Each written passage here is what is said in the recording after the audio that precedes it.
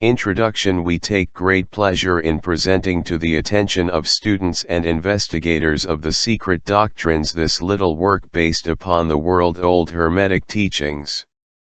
There has been so little written upon this subject, notwithstanding the countless references to the teachings in the many works upon occultism, that the many earnest searchers after the arcane truths will doubtless welcome the appearance of this present volume. The purpose of this work is not the enunciation of any special philosophy or doctrine, but rather is to give to the students a statement of the truth that will serve to reconcile the many bits of occult knowledge that they may have acquired, but which are apparently opposed to each other and which often serve to discourage and disgust the beginner in the study. Our intent is not to erect a new temple of knowledge, but rather to place in the hands of the student a master key with which he may open the many inner doors in the temple of mystery through the main portals he has already entered. There is no portion of the occult teachings possessed by the world which have been so closely guarded as the fragments of the Hermetic teachings which have come down to us over the tens of centuries which have elapsed since the lifetime of its great founder, Hermes Trismegistus, the scribe of the gods, who dwelt in old Egypt in the days when the present race of men was in its infancy. Contemporary with Abraham, and, if the legends be true, an instructor of that venerable sage, Hermes was, and is, the great central sun of occultism, whose rays have served to illumine the countless teachings which have been promulgated since his time. All the fundamental and basic teachings embedded in the esoteric teachings of every race may be traced back to Hermes. Even the most ancient teachings of India undoubtedly have their roots in the original Hermetic teachings. From the land of the Ganges many advanced occultists wandered to the land of Egypt, and sat at the feet of the Master. From him they obtained the master key which explained and reconciled their divergent views, and thus the secret doctrine was firmly established. From other lands also came well-learned ones, all of whom regarded Hermes as the master of masters, and his influence was so great that in spite of the many wanderings from the path on the part of the centuries of teachers in these different lands, there may still be found a certain basic resemblance and correspondence which underlies the many and often quite divergent theories entertained and taught by the occultists of these different lands today. The student of comparative religions will be able to perceive the influence of the Hermetic teachings in every religion worthy of the name, now known to man, whether it be a dead religion or one in full vigor in our own times. There is always certain correspondence in spite of the contradictory features, and the Hermetic teachings act as the great reconciler. The life work of Hermes seems to have been in the direction of planting the great seed truth which has grown and blossomed in so many strange forms, rather than to establish a school of philosophy which would dominate the world's thought. But, nevertheless, the original truths taught by him have been kept intact in their original purity by a few men each age, who, refusing great numbers of half-developed students and followers, followed the Hermetic custom and reserved their truth for the few who were ready to comprehend and master it. From lip to ear the truth has been handed down among the few. There have always been a few initiates in each generation, in the various lands of the earth, who kept alive the sacred flame of the Hermetic teachings, and such have always been willing to use their lamps to relight the lesser lamps of the outside world, when the light of truth grew dim, and clouded by reason of neglect, and when the wicks became clogged with foreign matter. There were always a few to tend faithfully the altar of the truth, upon which was kept alight the perpetual lamp of wisdom. These men devoted their lives to the labor of love which the poet has so well stated in his lines, "Oh, let not the flame die out. Cherished age after age in its dark cavern in its holy temples cherished. fed by pure ministers of love, let not the flame die out. These men have never sought popular approval, nor numbers of followers. They are indifferent to these things, for they know how few there are in each generation who are ready for the truth, or who would recognize it if it were presented to them. They reserve the strong meat for men, while others furnish the milk for babes. They reserve their pearls of wisdom for the few elect, who recognize their value and who wear them in their crowns, instead of casting them before the materialistic vulgar swine, who would trample them in the mud and mix them with their disgusting mental food.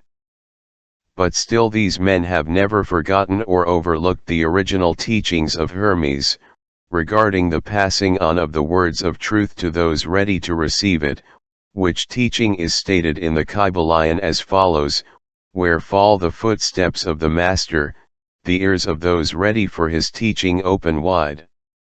And again, when the ears of the student are ready to hear, then cometh the lips to fill them with wisdom. But their customary attitude has always been strictly in accordance with the other Hermetic aphorism, also in the Kybalion: the lips of wisdom are closed, except to the ears of understanding. There are those who have criticized this attitude of the Hermetists, and who have claimed that they did not manifest the proper spirit in their policy of seclusion and reticence. But a moment's glance back over the pages of history will show the wisdom of the masters, who knew the folly of attempting to teach to the world that which it was neither ready or willing to receive. The Hermetists have never sought to be martyrs, and have, instead, sat silently aside with a pitying smile on their closed lips, while the heathen raged noisily about them in their customary amusement of putting to death and torture the honest but misguided enthusiasts who imagined that they could force upon a race of barbarians the truth capable of being understood only by the elect who had advanced along the path. And the spirit of persecution has not as yet died out in the land. There are certain Hermetic teachings, which, if publicly promulgated, would bring down upon the teachers a great cry of scorn and revilement from the multitude, who would again raise the cry of "Crucify!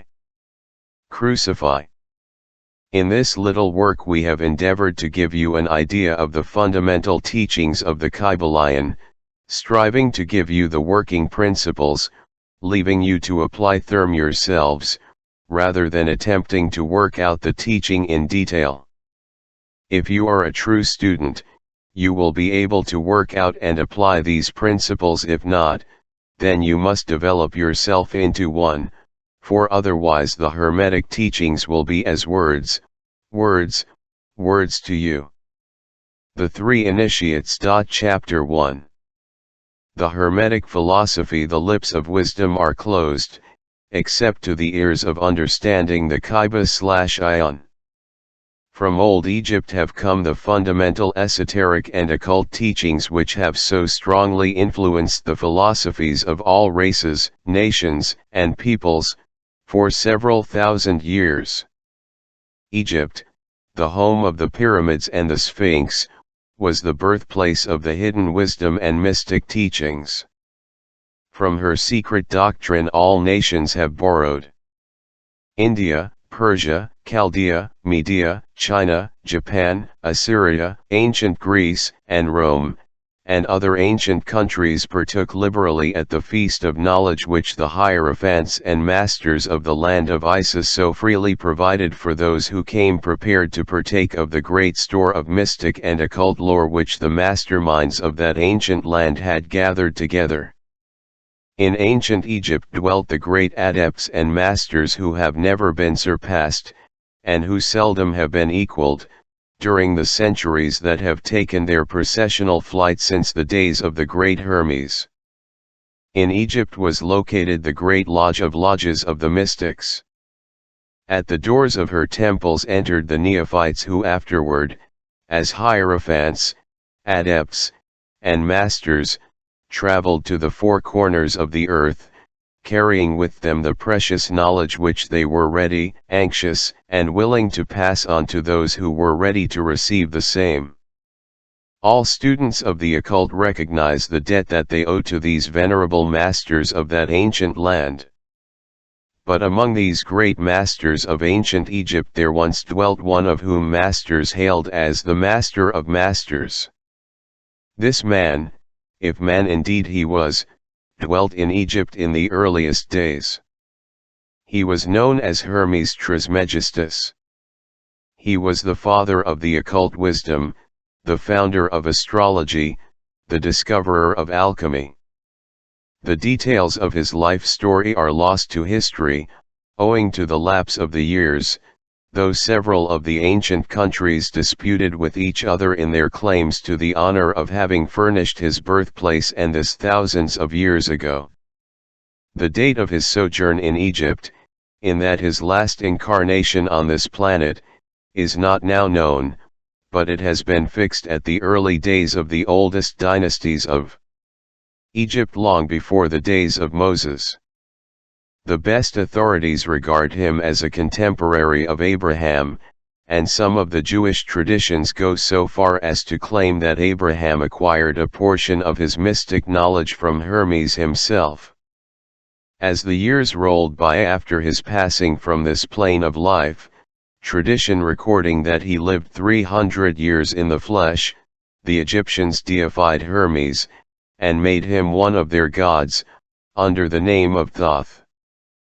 Years after, the people of ancient Greece also made him one of their many gods, calling him Hermes, the god of wisdom.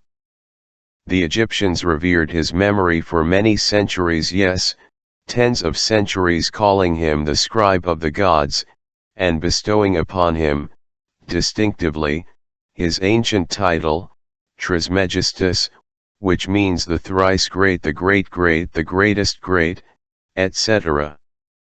In all the ancient lands, the name of Hermes Trismegistus was revered, the name being synonymous with the fount of wisdom.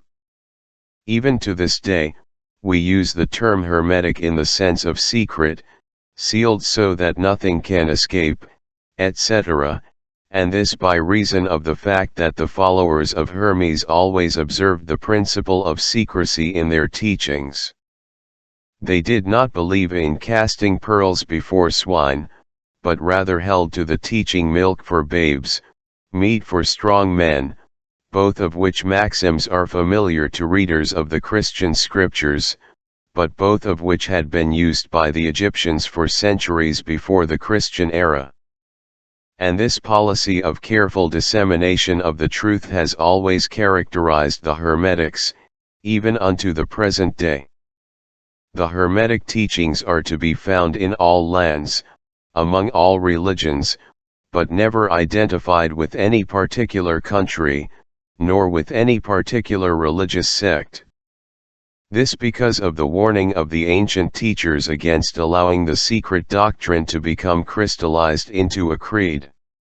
The wisdom of this caution is apparent to all students of history. The ancient occultism of India and Persia degenerated, and was largely lost, owing to the fact that the teachers became priests, and so mixed theology with the philosophy, the result being that the occultism of India and Persia has been gradually lost amidst the mass of religious superstition, cults, creeds, and gods.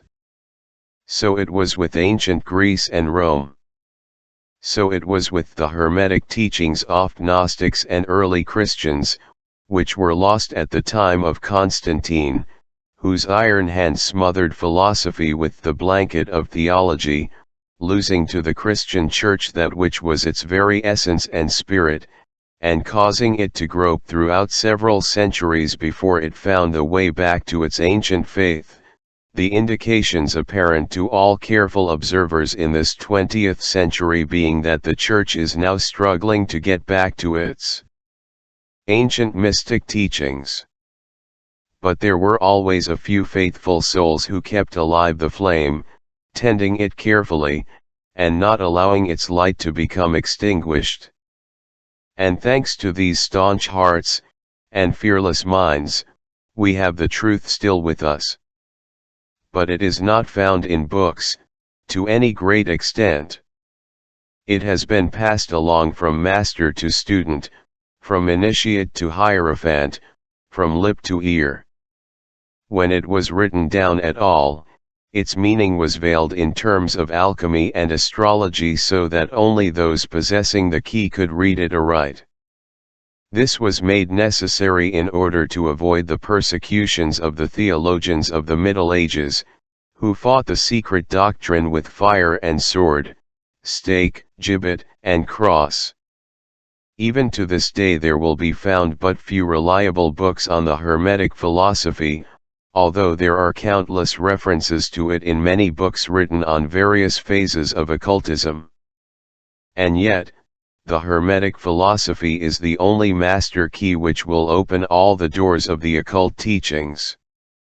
In the early days, there was a compilation of certain basic Hermetic doctrines, passed on from teacher to student, which was known as the Kybalion, the exact significance and meaning of the term having been lost for several centuries.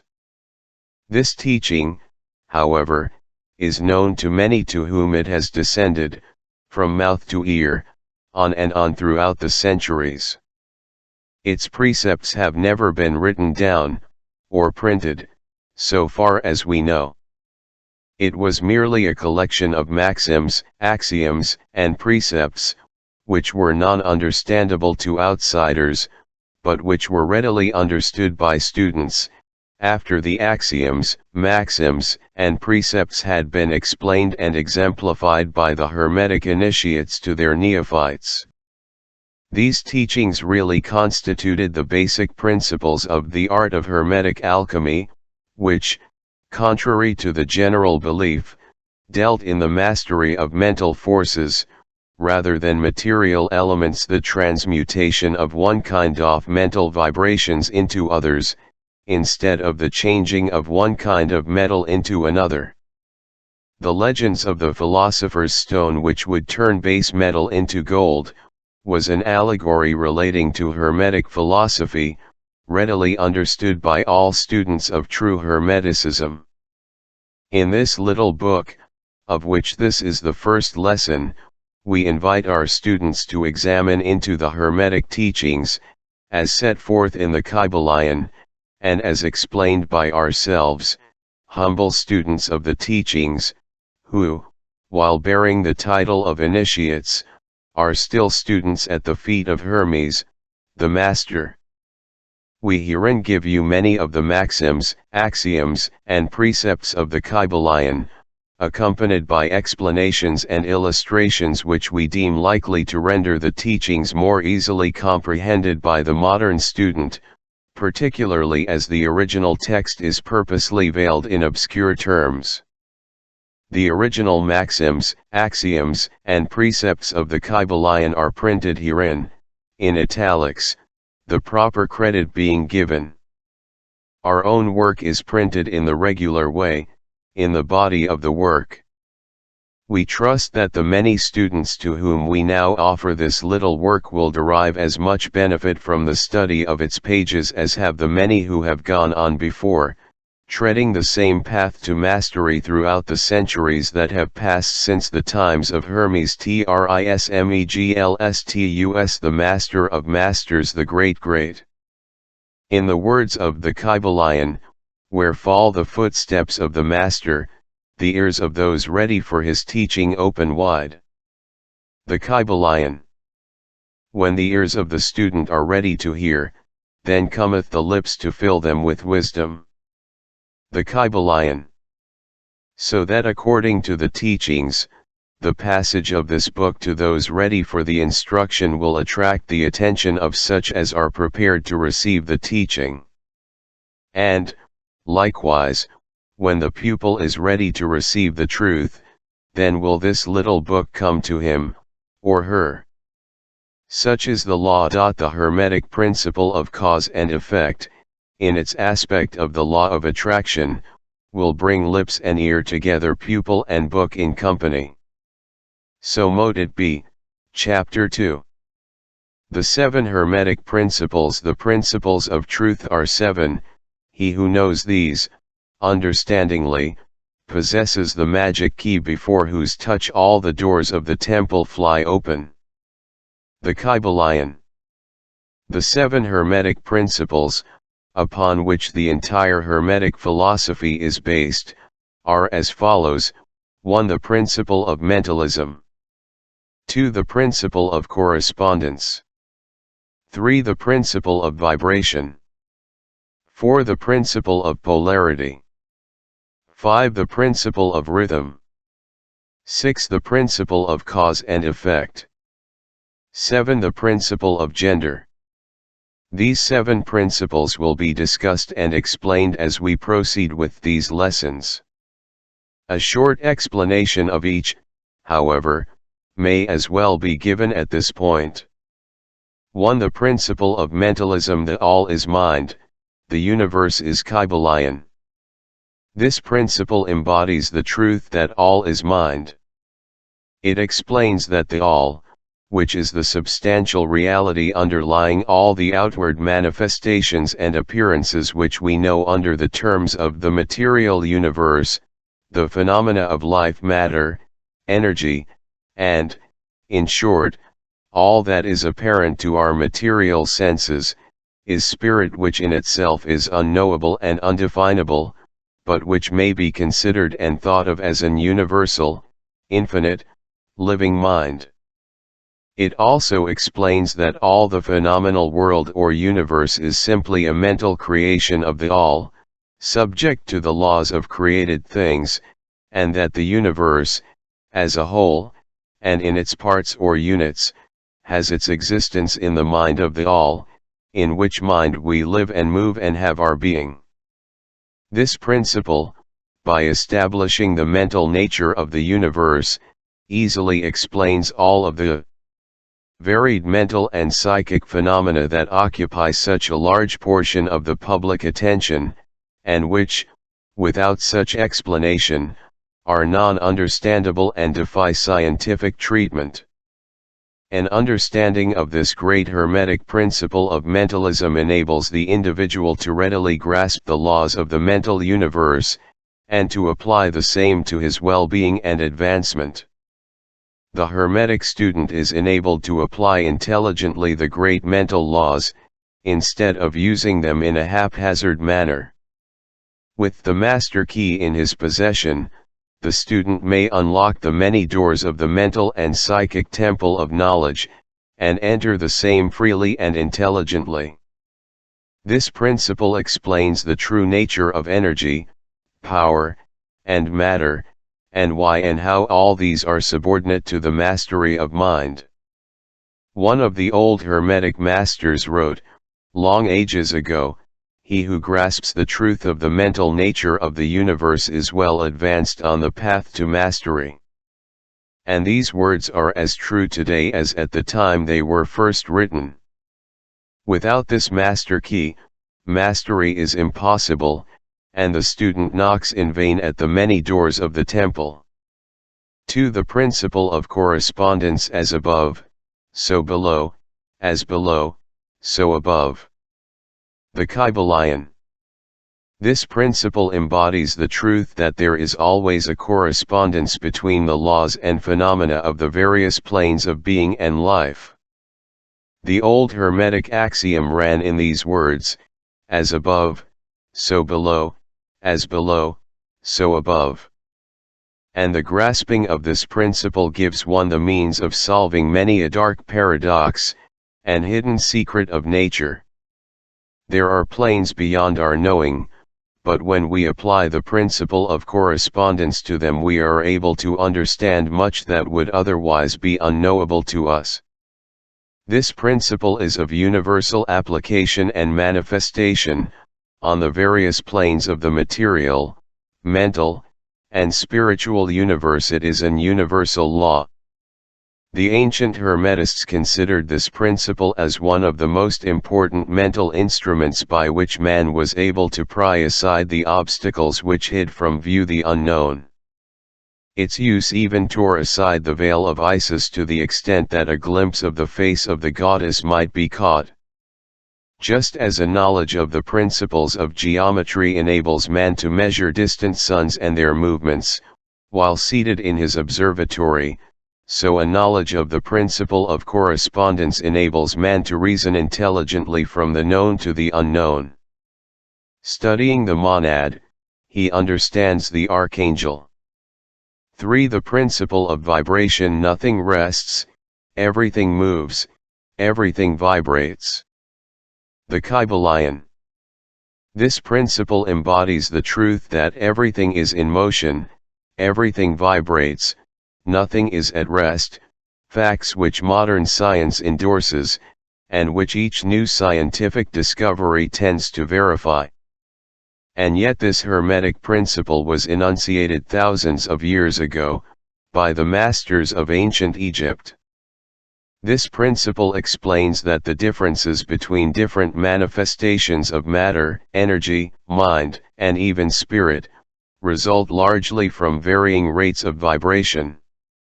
From the all which is pure spirit, down to the grossest form of matter, all is in vibration. The higher the vibration, the higher the position in the scale. The vibration of spirit is at such an infinite rate of intensity and rapidity that it is practically at rest, just as a rapidly moving wheel seems to be motionless. And at the other end of the scale, there are gross forms of matter whose vibrations are so low as to seem at rest. Between these poles, there are millions upon millions of varying degrees of vibration. From corpuscle and electron, atom and molecule, to worlds and universes, everything is in vibratory motion.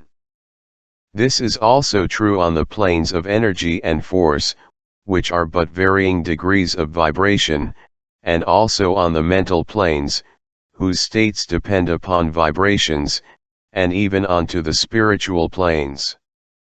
An understanding of this principle, with the appropriate formulas, enables Hermetic students to control their own mental vibrations as well as those of others.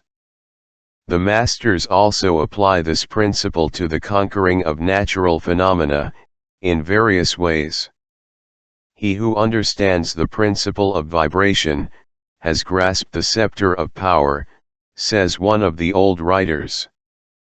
For the principle of polarity, everything is dual, everything has poles, everything has its pair of opposites, like and unlike are the same, opposites are identical in nature, but different in degree, extremes meet, all truths are but half-truths, all paradoxes may be reconciled. The Kybalion. This principle embodies the truth that everything is dual, everything has two poles, everything has its pair of opposites, all of which were old Hermetic axioms.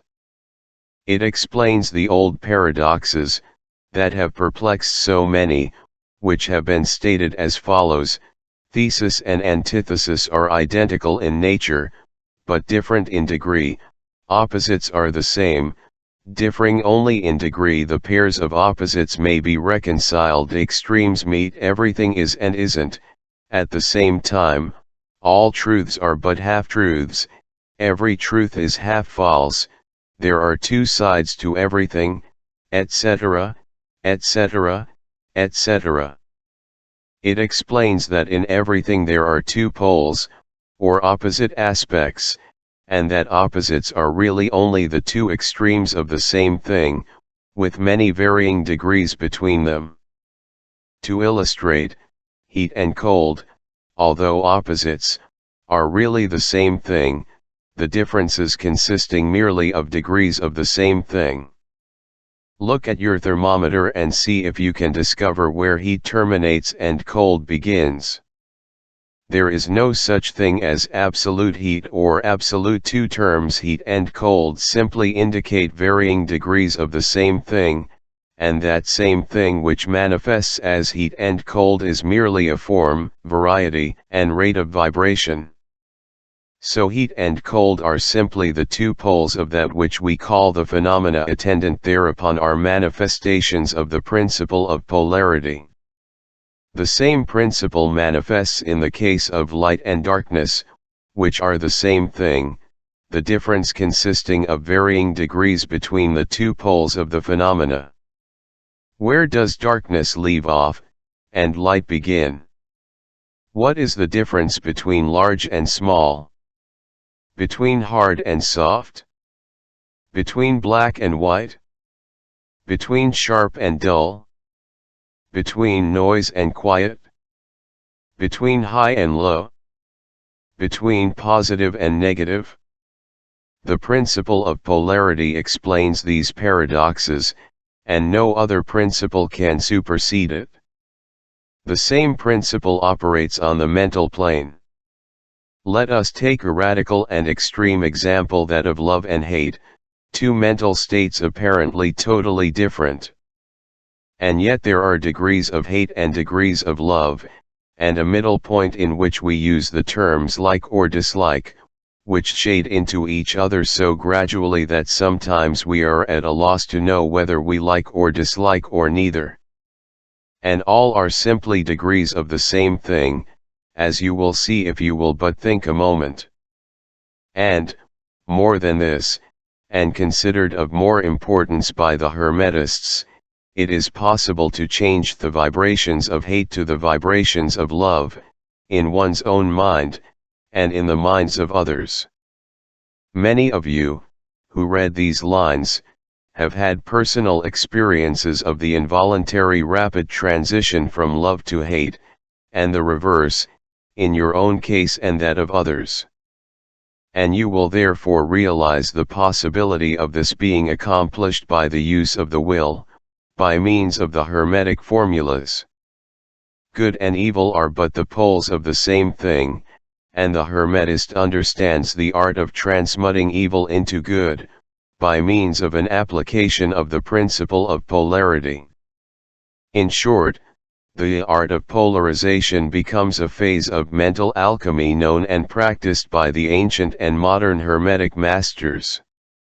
An understanding of the principle will enable one to change his own polarity, as well as that of others, if he will devote the time and study necessary to master the art. 5. The principle of rhythm. Everything flows, out and in, everything has its tides, all things rise and fall, the pendulum swing manifests in everything, the measure of the swing to the right is the measure of the swing to the left, rhythm compensates. The Kybalion.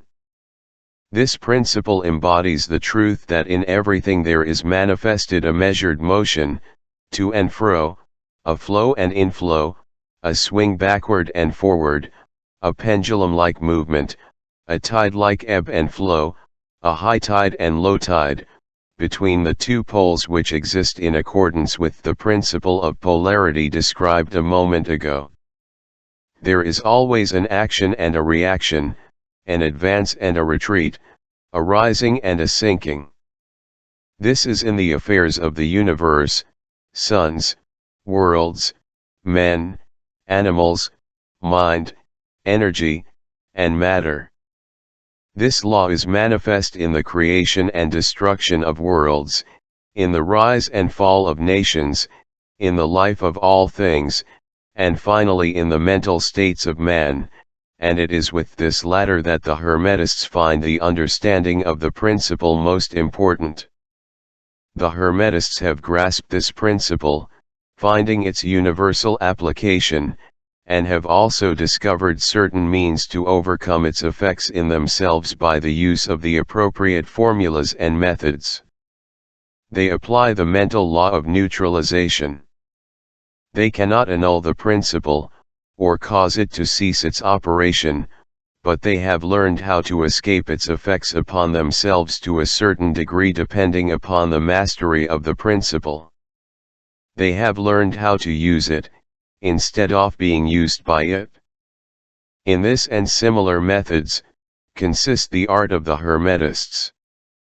The master of hermetics polarizes himself at the point at which he desires to rest, and then neutralizes the rhythmic swing of the pendulum which would tend to carry him to the other pole. All individuals who have attained any degree of self-mastery do this to a certain degree, more or less unconsciously, but the master does this consciously, and by the use of his will, and attains a degree of poise and mental firmness almost impossible of belief on the part of the masses who are swung backward and forward like a pendulum. This principle and that of polarity have been closely studied by the Hermetists, and the methods of counteracting, neutralizing, and using them form an important part of the Hermetic mental alchemy. 6. The principle of cause and effect. Every cause has its effect, every effect has its cause, everything happens according to law. Chance is but a name for law not recognized. There are many planes of causation, but nothing escapes the law. The Kybalion. This principle embodies the fact that there is a cause for every effect, an effect from every cause. It explains that everything happens according to law, that nothing ever merely happens, that there is no such thing as chance, that while there are various planes of cause and effect, the higher dominating the lower planes, still nothing ever entirely escapes the law. The Hermetists understand the art and methods of rising above the ordinary plane of cause and effect, to a certain degree, and by mentally rising to a higher plane they become causers instead of effects. The masses of people are carried along, obedient to environment, the wills and desires of others stronger than themselves, heredity, suggestion, and other outward causes moving them about like pawns on the chessboard of life.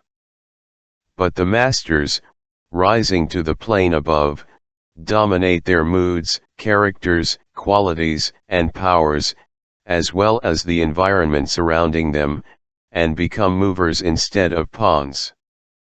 They help to play the game of life, instead of being played and moved about by other wills and environment. They use the principle instead of being its tools. The masters obey the causation of the higher planes, but they help to rule on their own plane.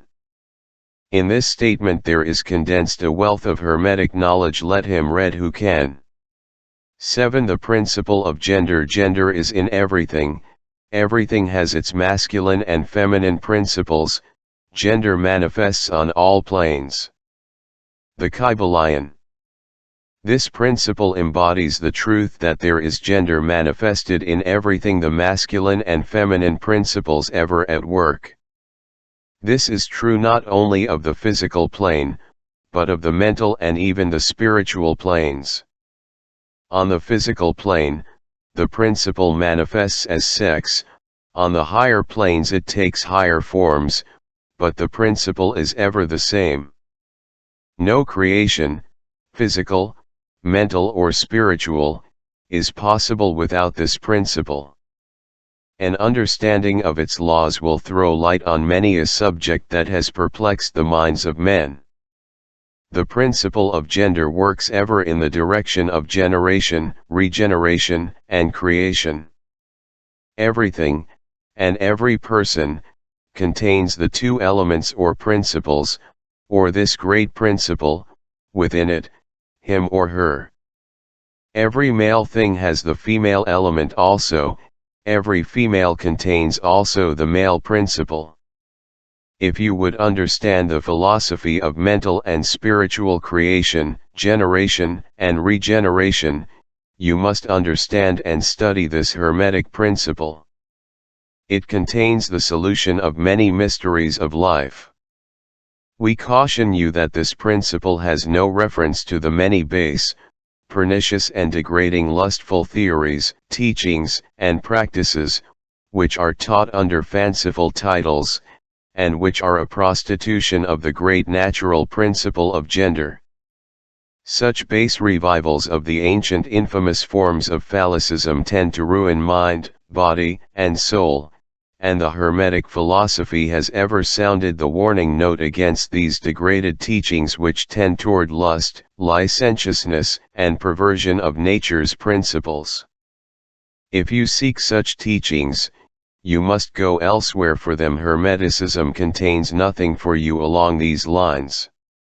To the pure, all things are pure; to the base, all things are base. Chapter 3. Mental transmutation. Mind, as well as metals and elements, may be transmuted, from state to state, degree to degree, condition to condition, pole to pole, vibration to vibration. True Hermetic transmutation is a mental art. The Kybalion. As we have stated, the Hermetists were the original alchemists, astrologers, and psychologists, Hermes having been the founder of these schools of thought. From astrology has grown modern astronomy, from alchemy has grown modern chemistry, from the mystic psychology has grown the modern psychology of the schools. But it must not be supposed that the ancients were ignorant of that which the modern schools suppose to be their exclusive and special property. The records engraved on the stones of ancient Egypt show conclusively that the ancients had a full comprehensive knowledge of astronomy, the very building of the pyramids showing the connection between their design and the study of astronomical science. Nor were they ignorant of chemistry, for the fragments of the ancient writings show that they were acquainted with the chemical properties of things. In fact, the ancient theories regarding physics are being slowly verified by the latest discoveries of modern science, notably those relating to the constitution of matter. Nor must it be supposed that they were ignorant of the so-called modern discoveries in psychology. On the contrary, the Egyptians were especially skilled in the science of psychology, particularly in the branches that the modern schools ignore, but which, nevertheless, are being uncovered under the name of psychic science, which is perplexing the psychologists of today, and making them reluctantly admit that there may be something in it after all. The truth is, that beneath the material chemistry, astronomy, and psychology, that is, the psychology in its phase of brain action, the ancients possessed a knowledge of transcendental astronomy, called astrology, of transcendental chemistry, called alchemy, of transcendental psychology, called mystic psychology. They possessed the inner knowledge as well as the outer knowledge, the latter alone being possessed by modern scientists. Among the many secret branches of knowledge possessed by the Hermetists, was that known as mental transmutation, which forms the subject matter of this lesson. Transmutation is a term usually employed to designate the ancient art of the transmutation of metals, particularly of the base metals, into gold. The word transmute means to change from one nature, form, or substance, into another, to transform, Webster. And accordingly, mental transmutation means the art of changing and transforming mental states, forms, and conditions, into others. So you may see that mental transmutation is the art of mental chemistry, if you like the term, a form of practical mystic psychology. But this means far more than appears on the surface. Transmutation, alchemy, or chemistry on the mental plane is important enough in its effects, to be sure, and if the art stopped there it would still be one of the most important branches of study known to man. But this is only the beginning. Let us see why. The first of the 7 Hermetic principles is the principle of mentalism, the axiom of which is the all is mind, the universe is mental, which means that the underlying reality of the universe is mind, and the universe itself is mental, that is, existing in the mind of the all. We shall consider this principle in succeeding lessons, but let us see the effect of the principle if it be assumed to be true. If the universe is mental in its nature, then mental transmutation must be the art of changing the conditions of the universe, along the lines of matter, force, and mind. So you see, therefore, that mental transmutation is really the magic of which the ancient writers had so much to say in their mystical works, and about which they gave so few practical instructions. If all be mental, then the art which enables one to transmute mental conditions must render the master the controller of material conditions as well as those ordinarily called mental. As a matter of fact, none but advanced mental alchemists have been able to attain the degree of power necessary to control the grosser physical conditions, such as the control of the elements of nature, the production or cessation of tempests, the production and cessation of earthquakes and other great physical phenomena. But that such men have existed, and do exist today, is a matter of earnest belief to all advanced occultists of all schools. That the masters exist, and have these powers, the best teachers assure their students, having had experiences which justify them in such belief and statements. These masters do not make public exhibitions of their powers, but seek seclusion from the crowds of men, in order to better work their way along the path of attainment. We mention their existence, at this point, merely to call your attention to the fact that their power is entirely mental, and operates along the lines of the higher mental transmutation, under the Hermetic principle of mentalism. The universe is Kybalion. But students and Hermetists of lesser degree than masters, the initiates and teachers, are able to freely work along the mental plane, in mental transmutation. In fact, all that we call psychic phenomena, mental influence, mental science, new thought phenomena, etc., operates along the same general lines, for there is but one principle involved, no matter by what name the phenomena be called. The student and practitioner of mental transmutation works among the mental plane, transmuting mental conditions, states, etc. into others, according to various formulas, more or less efficacious. The various treatments, affirmations, denials, etc., of the schools of mental science are but formulas, often quite imperfect and unscientific, of the Hermetic art. The majority of modern practitioners are quite ignorant compared to the ancient masters, for they lack the fundamental knowledge upon which the work is based. Not only may the mental states, etc., of oneself be changed or transmuted by Hermetic methods, but also the states of others may be, and are, constantly transmuted in the same way, usually unconsciously, but often consciously by some understanding the laws and principles, in cases where the people affected are not informed of the principles of self-protection. And more than this, as many students and practitioners of modern mental science know, every material condition depending upon the minds of other people may changed or transmuted in accordance with the earnest desire, will, and treatments of person desiring changed conditions of life. The public are so generally informed regarding these things at present, that we do not deem it necessary to mention the same at length, our purpose at this point being merely to show the Hermetic principle and art underlying all of these various forms of practice, good and evil, for the force can be used in opposite directions according to the Hermetic principles of polarity.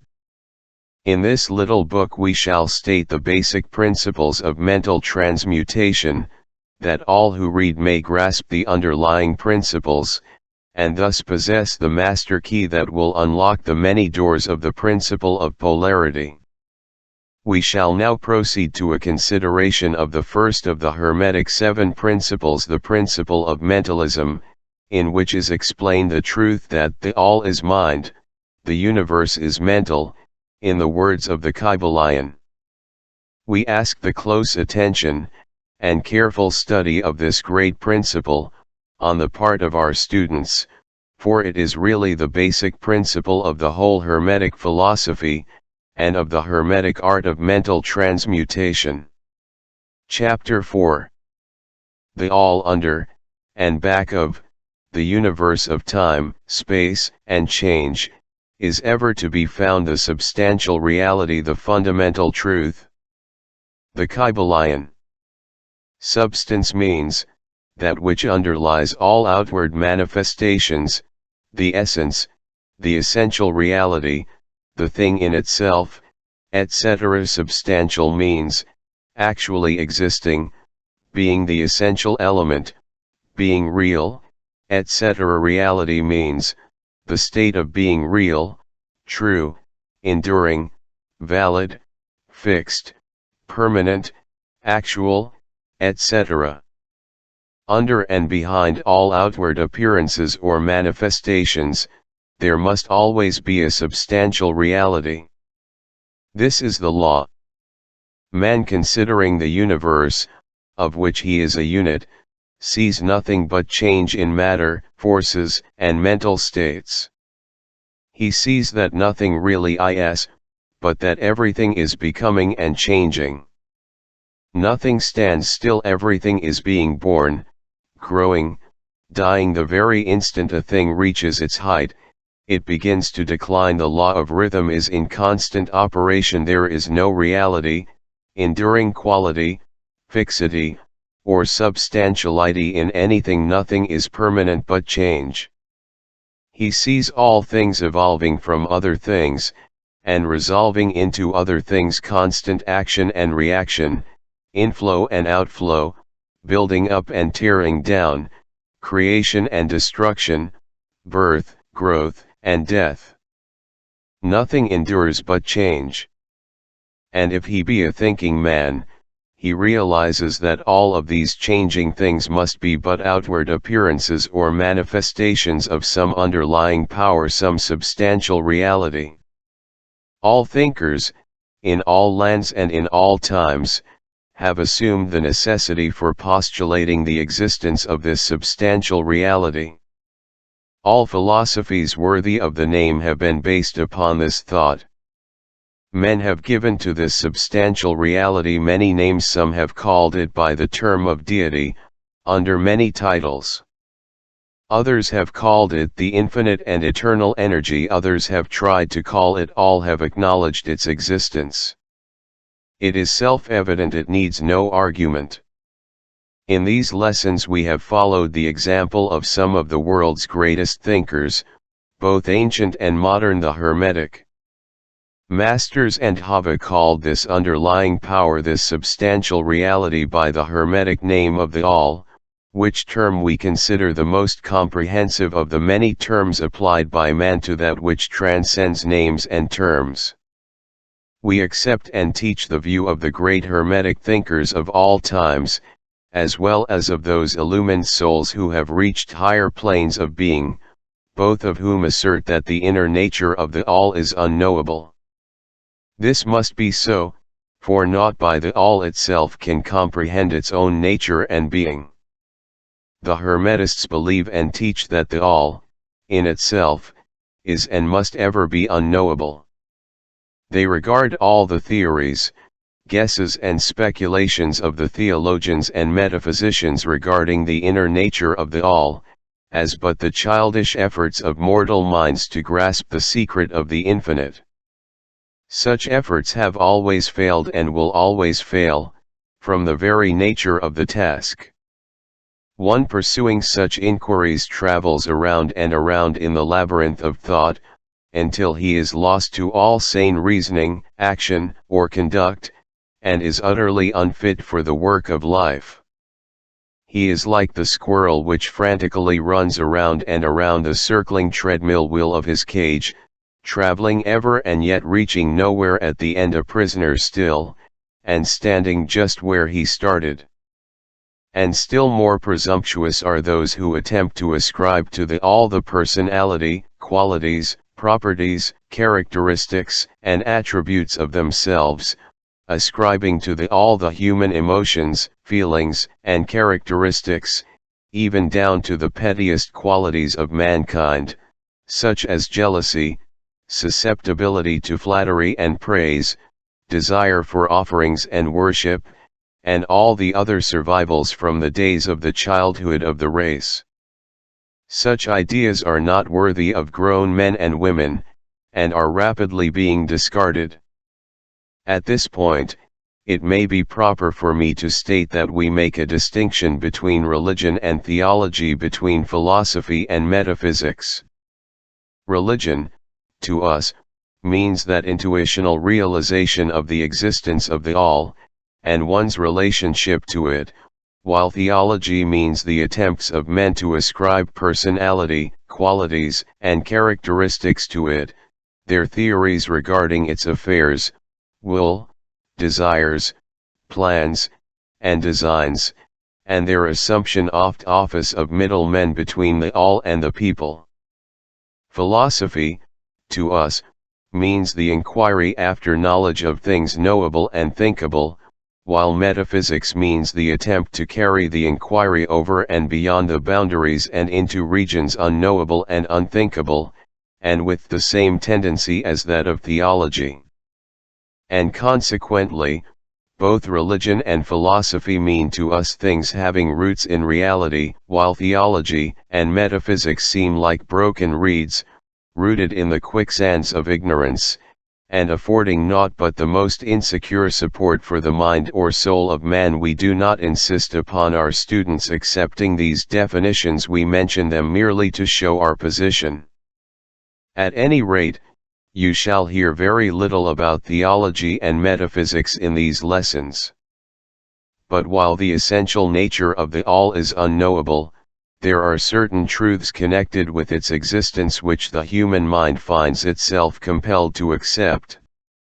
And an examination of these reports form a proper subject of inquiry, particularly as they agree with the reports of the illumined on higher planes. And to this inquiry we now invite you.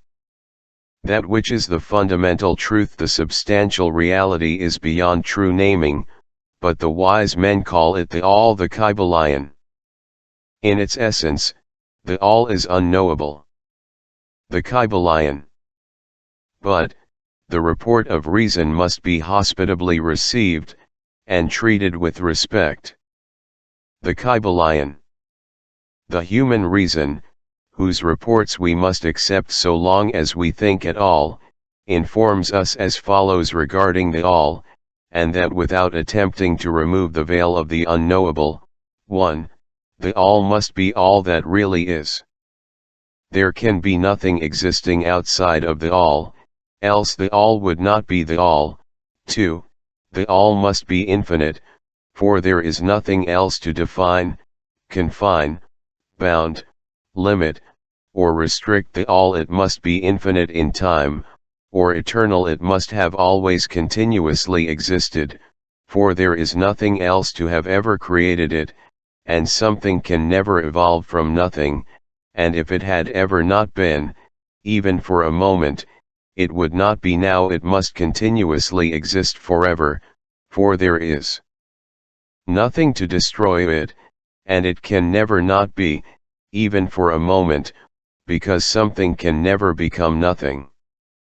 It must be infinite in space. It must be everywhere, for there is no place outside of the all. It cannot otherwise than continuous in space, without break, cessation, separation, or interruption, for there is nothing to break, separate, or interrupt its continuity, and nothing with which to fill in the gaps. It must be infinite in power, or absolute, for there is nothing to limit, restrict, restrain, confine, disturb, or condition it. It is subject to no other power, for there is no other power. 3. The all must be immutable, or not subject to change in its real nature, for there is nothing to work changes upon it, nothing into which it could change, nor from which it could have changed.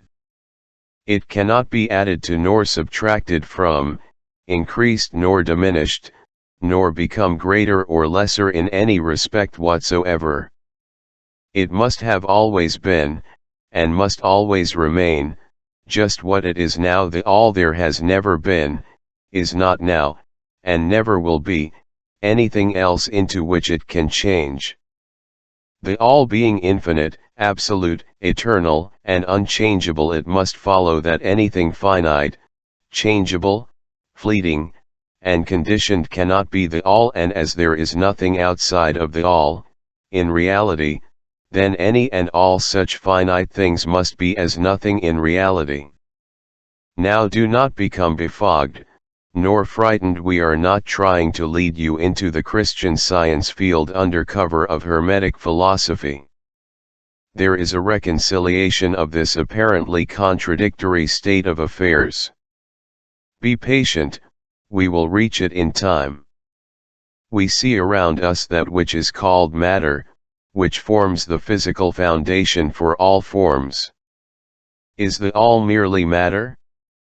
Not at all. Matter cannot manifest life or mind, and as life and mind are manifested in the universe, the all cannot be matter, for nothing rises higher than its own source. Nothing is ever manifested in an effect that is not in the cause. Nothing is evolved as a consequent that is not involved as an antecedent.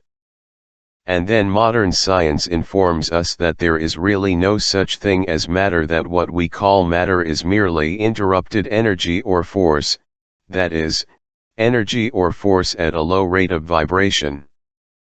As a recent writer has said, matter has melted into mystery. Even material science has abandoned the theory of matter, and now rests on the basis of energy. Then is the all mere energy or force? Not energy or force as the materialists use the terms, for their energy and force are blind, mechanical things, devoid of life or mind. Life and mind can never evolve from blind energy or force, for the reason given a moment ago. Nothing can rise higher than its source. Nothing is evolved unless it is involved. Nothing manifests in the effect, unless it is in the cause. And so the all cannot be mere energy or force, for, if it were, then there would be no such things as life and mind in existence, and we know better than that, for we are alive and using mind to consider this very question, and so are those who claim that energy or force is everything. What is there then higher than matter or energy that we know to be existent in the universe? Life and mind. Life and mind in all their varying degrees of unfoldment. Then, you ask, do you mean to tell us that the all is life and mind? Yes. And no, is our answer. If you mean life and mind as we poor petty mortals know them, we say no. The all is not that. But what kind of life and mind do you mean, you ask? The answer is living mind, as far above that which mortals know by those words, as life and mind are higher than mechanical forces, or matter. Infinite living mind as compared to finite life and mind. We mean that which the illumined souls mean when they reverently pronounce the word, spirit. The all is infinite living mind. The illumined call it spirit. Chapter 5. The mental universe. The universe is mental, held in the mind of the all. The Kybalion. The all is spirit. But what is spirit? This question cannot be answered, for the reason that its definition is practically that of the all, which cannot be explained or defined. Spirit is simply a name that men give to the highest conception of infinite living mind. It means the real means living mind, as much superior to life and mind as we know them, as the latter are superior to mechanical energy and matter. Spirit transcends our understanding, and we use the term merely that we may think or speak of the all for the purposes of thought and understanding, we are justified in thinking of spirit as infinite living mind, at the same time acknowledging that we cannot fully understand it. We must either do this or stop thinking of the matter at all. Let us now proceed to a consideration of the nature of the universe, as a whole and in its parts. What is the universe? We have seen that there can be nothing outside of the all. Then is the universe the all?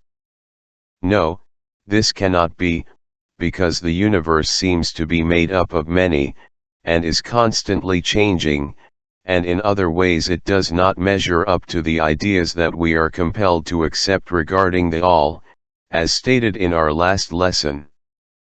Then if the universe be not the all, then it must be nothing. Such is the inevitable conclusion of the mind at first thought. But this will not satisfy the question, for we are sensible of the existence of the universe.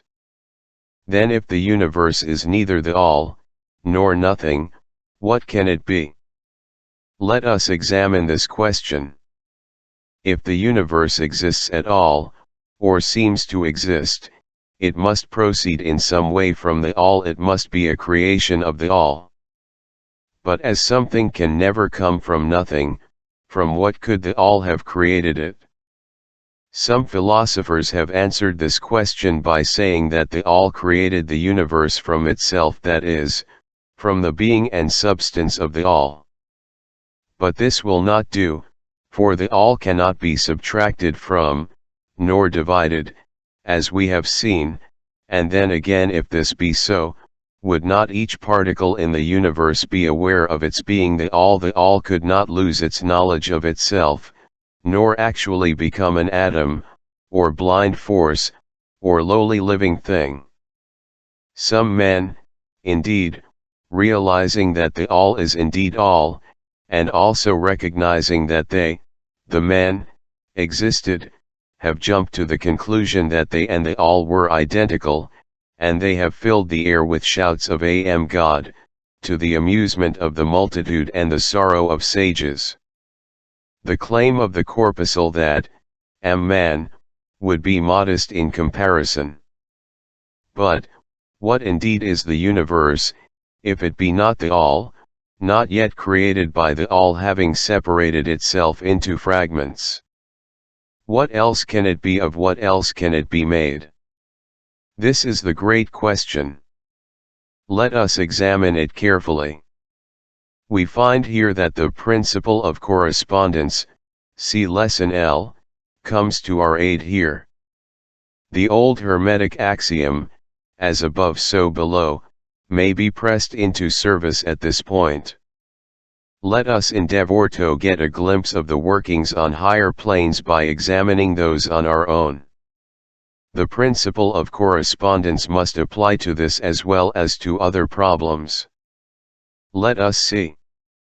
On his own plane of being, how does man create? Well, first, he may create by making something out of outside materials. But this will not do, for there are no materials outside of the all with which it may create.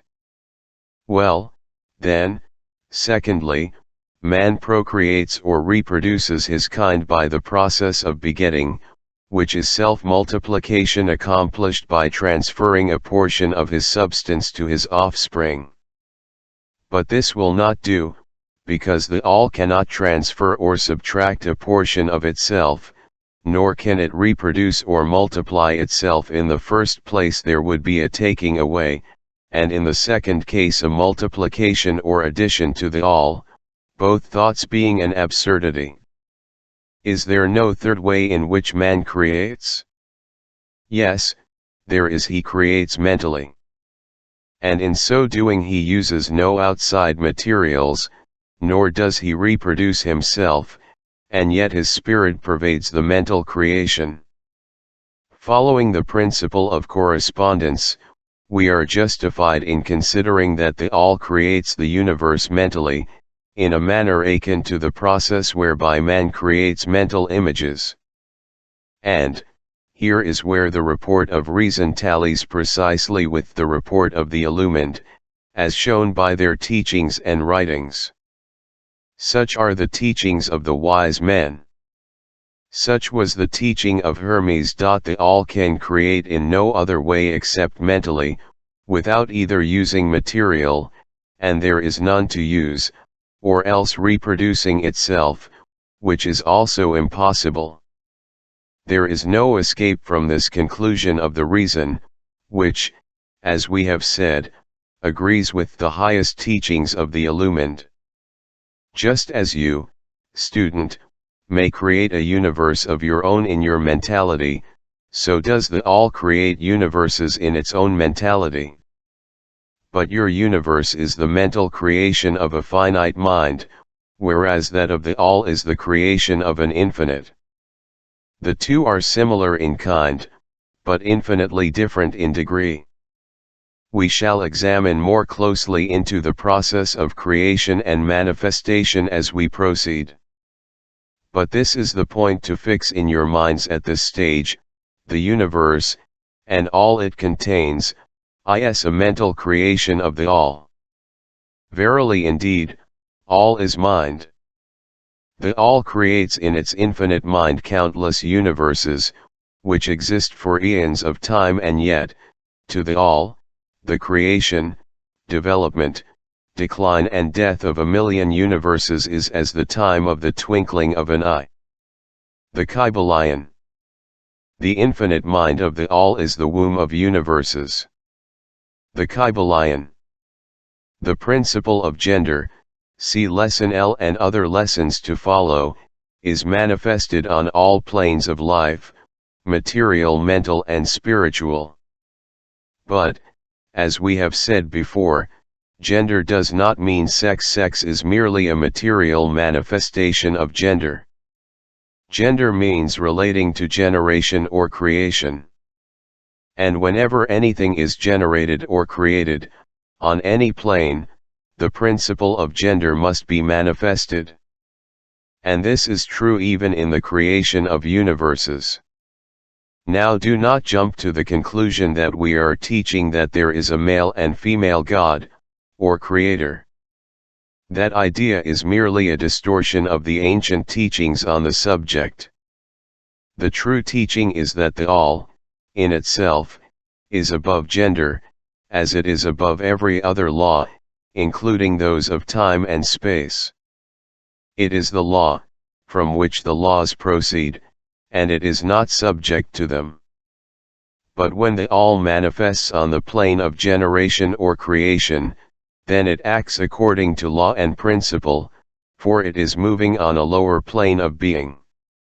And consequently it manifests the principle of gender, in its masculine and feminine aspects, on the mental plane.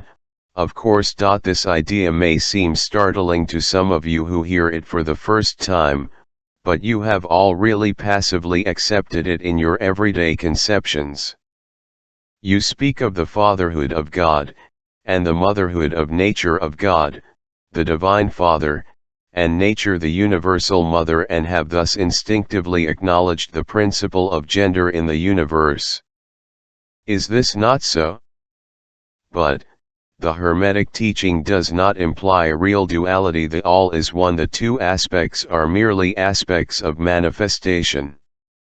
The teaching is that the masculine principle manifested by the all stands, in a way, apart from the actual mental creation of the universe. It projects its will toward the feminine principle, which may be called nature, whereupon the latter begins the actual work of the evolution of the universe, from simple centers of activity on to man, and then on and on still higher, all according to well-established and firmly enforced laws of nature. If you prefer the old figures of thought, you may think of the masculine principle as God, the Father, and of the feminine principle as nature, the universal mother, from whose womb all things have been born.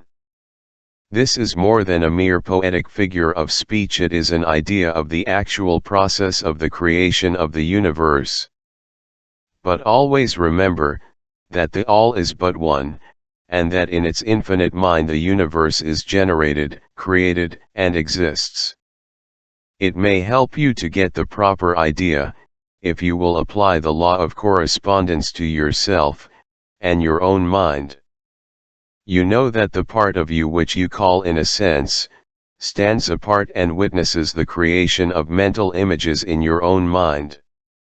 The part of your mind in which the mental generation is accomplished may be called the me, in distinction from the al, which stands apart and witnesses and examines the thoughts, ideas, and images of the me as above, so below, remember, and the phenomena of one plane may be employed to solve the riddles of higher or lower planes.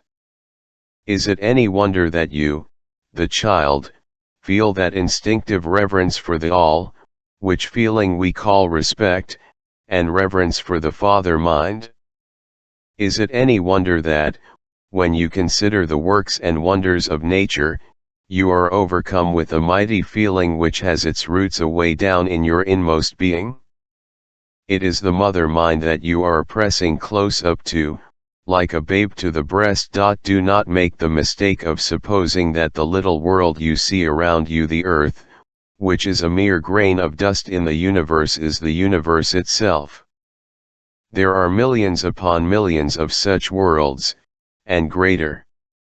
And there are millions of such universes in existence within the infinite mind of the All, and even in our own little solar system there are regions and planes of life far higher than ours, and beings compared to which we earth-bound mortals are as the slimy life forms that dwell on the ocean's bed when compared to man. There are beings with powers and attributes higher than man has ever dreamed of the gods possessing. And yet these beings were once as you, and still lower, and you will be even as they, and still higher, in time, for such is the destiny of man as reported by the illumined. And death is not real, even in the relative sense it is but birth to a new life, and you shall go on, and on, and on, to higher and still higher planes of life, for eons upon eons of time. The universe is your home, and you shall explore its farthest recesses before the end of time. You are dwelling in the infinite mind of the All, and your possibilities and opportunities are infinite, both in time and space. And at the end of the grand cycle of eons, when the All shall draw back into itself all of its creations, you will go gladly, for you will then be able to know the whole truth of being at one with the All. Such is the report of the illumined, those who have advanced well along the path. And, in the meantime, rest calm and serene. You are safe and protected by the infinite power of the Father-Mother mind. Within the Father-Mother mind, mortal children are at home. The Kybalion. There is not one who is fatherless, nor motherless in the universe. The Kybalion. Chapter 6. The Divine Paradox. The half-wise, recognizing the comparative unreality of the universe, imagine that they may defy its laws. Such are vain and presumptuous fools, and they are broken against the rocks and torn asunder by the elements by reason of their folly. The truly wise, knowing the nature of the universe, use law against laws, the higher against the lower, and by the art of alchemy transmute that which is undesirable into that which is worthy, and thus triumph. Mastery consists not in abnormal dreams, visions and fantastic imaginings or living, but in using the higher forces against the lower, escaping the pains of the lower planes by vibrating on the higher. Transmutation, not presumptuous denial, is the weapon of the master. The Kybalion. This is the paradox of the universe, resulting from the principle of polarity which manifests when the All begins to create. Hearken to it, for it points the difference between half-wisdom and wisdom. While to the infinite All, the universe, its laws, its powers, its life, its phenomena, are as things witnessed in the state of meditation or dream, yet to all that is finite, the universe must be treated as real, and life, and action, and thought, must be based thereupon. Accordingly, although with an ever understanding of the higher truth, each according to its own plane and laws, were they all to imagine that the universe were indeed reality, then woe to the universe, for there would be then no escape from lower to higher. Diminuit then would the universe become a fixity and progress would become impossible. And if man, owing to half-wisdom, acts and lives and thinks of the universe as merely a dream, akin to his own finite dreams, then indeed does it so become for him, and like a sleepwalker he stumbles ever around and around in a circle, making no progress, and being forced into an awakening at last by his falling bruised and bleeding over the natural laws which he ignored. Keep your mind ever on the star, but let your eyes watch over your footsteps, lest you fall into the mire by reason of your upward gaze. Remember the divine paradox, that while the universe is not, still it is. Remember ever the two poles of truth, the absolute and the relative. Beware of half-truths. What Hermetists know as the law of paradox is an aspect of the principle of polarity. The Hermetic writings are filled with references to the appearance of the paradox in the consideration of the problems of life and being. The teachers are constantly warning their students against the error of omitting the other side of any question. And their warnings are particularly directed to the problems of the absolute and the relative, which perplex all students of philosophy, and which cause so many to think and act contrary to what is generally known as common sense. And we caution all students to be sure to grasp the divine paradox of the absolute and relative, lest they become entangled in the mire of the half-truth. With this in view, this particular lesson has been written. Read it carefully. The first thought that comes to the thinking man after he realizes the truth that the universe is a mental creation of the all, is that the universe and all that it contains is a mere illusion, an unreality, against which idea his instincts revolt. But this, like all other great truths, must be considered both from the absolute and the relative points of view. From the absolute viewpoint, of course, the universe is in the nature of an illusion, a dream, a phantasmagoria, as compared to the all in itself. We recognize this even in our ordinary view, for we speak of the world as a fleeting show that comes and goes, is born and dies, for the element of impermanence and change, finiteness and unsubstantiality, must ever connected with the idea of a created universe when it is contrasted with the idea of the all, no matter what may be our beliefs concerning the nature of both. Philosopher, metaphysician, scientist, and theologian all agree upon this idea, and the thought is found in all forms of philosophical thought and religious conceptions, as well as in the theories of the respective schools of metaphysics and theology. So, the Hermetic teachings do not preach the unsubstantiality of the universe in any stronger terms than those more familiar to you, although their presentation of the subject may seem somewhat more startling. Anything that has a beginning and an ending must be, in a sense, unreal and untrue, and the universe comes under the rule, in all schools of thought. From the absolute point of view, there is nothing real except the all, no matter what terms we may use in thinking of, or discussing the subject. Whether the universe be created of matter, or whether it be a mental creation in the mind of the all, it is unsubstantial, non-enduring, a thing of time, space, and change. We want you to realize this fact thoroughly, before you pass judgment on the Hermetic conception of the mental nature of the universe. Think over any and all of the other conceptions, and see whether this be not true of them. But the absolute point of view shows merely one side of the picture, the other side is the relative one. Absolute truth has been defined as things as the mind of God knows them, while relative truth is things as the highest reason of man understands them. And so while to the all the universe must be unreal and illusionary, a mere dream or result of meditation, nevertheless, to the finite minds forming a part of that universe, and viewing it through mortal faculties, the universe is very real indeed, and must be so considered. In recognizing the absolute view, we must not make the mistake of ignoring or denying the facts and phenomena of the universe as they present themselves to our mortal faculties. We are not the all, remember.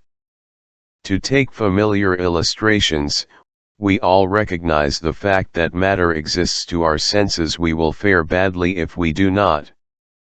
And yet, even our finite minds understand the scientific dictum that there is no such thing as matter. From a scientific point of view, that which we call matter is held to be merely an aggregation of atoms, which atoms themselves are merely a grouping of units of force, called electrons, or ions, vibrating and in constant circular motion.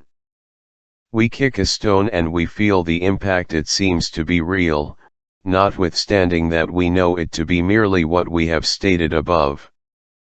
But remember that our foot, which feels the impact by means of our brains, is likewise matter, so constituted of electrons, and for that matter so are our brains.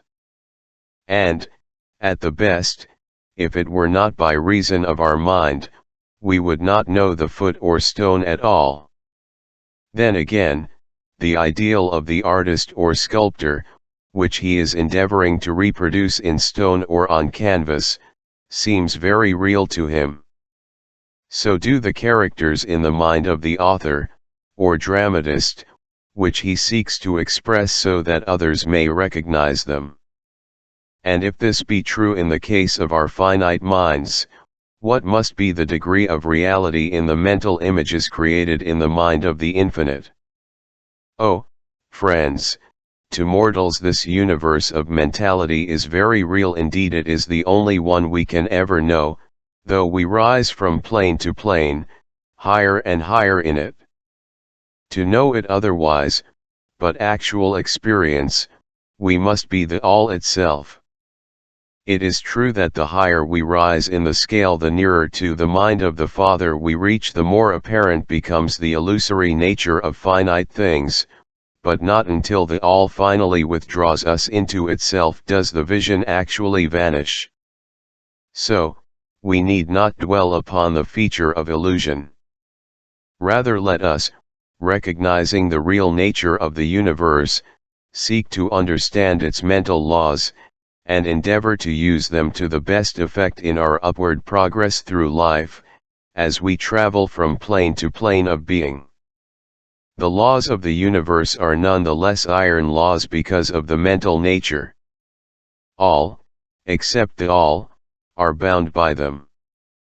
What is in the infinite mind of the all is real in a degree second only to that reality itself which is vested in the nature of the all. So, do not feel insecure or afraid. We are all held firmly in the infinite mind of the all, and there is naught to hurt us or for us to fear. There is no power outside of the all to affect us. So we may rest calm and secure. There is a world of comfort and security in this realization when once attained. Then calm and peaceful do we sleep, rocked in the cradle of the safely on the bosom of the ocean of infinite mind, which is the all. In the all, indeed, do we live and move and have our being. Matter is none the less matter to us, while we dwell on the plane of matter, although we know it to be merely an aggregation of electrons, or particles of force, vibrating rapidly and gyrating around each other in the formations of atoms, the atoms in turn vibrating and gyrating, forming molecules, which latter in turn form larger masses of matter. Nor does matter become less matter, when we follow the inquiry still further, and learn from the Hermetic teachings, that the force of which the electrons are but units is merely a manifestation of the mind of the All, and like all else in the universe is purely mental in its nature. While on the plane of matter, we must recognize its phenomena. We may control matter, as all masters of higher or lesser degree do, but we do so by applying the higher forces. We commit a folly when we attempt to deny the existence of matter in their relative aspect. We may deny its mastery over us, and rightly so, but we should not attempt to ignore it in its relative aspect, at least so long as we dwell upon its plane. Nor do the laws of nature become less constant or effective, when we know them, likewise, to be merely mental creations. They are in full effect on the various planes. We overcome the lower laws, by applying still higher ones, and in this way only. But we cannot escape law or rise above it entirely. Nothing but the All can escape law, and that because the All is law itself, from which all laws emerge.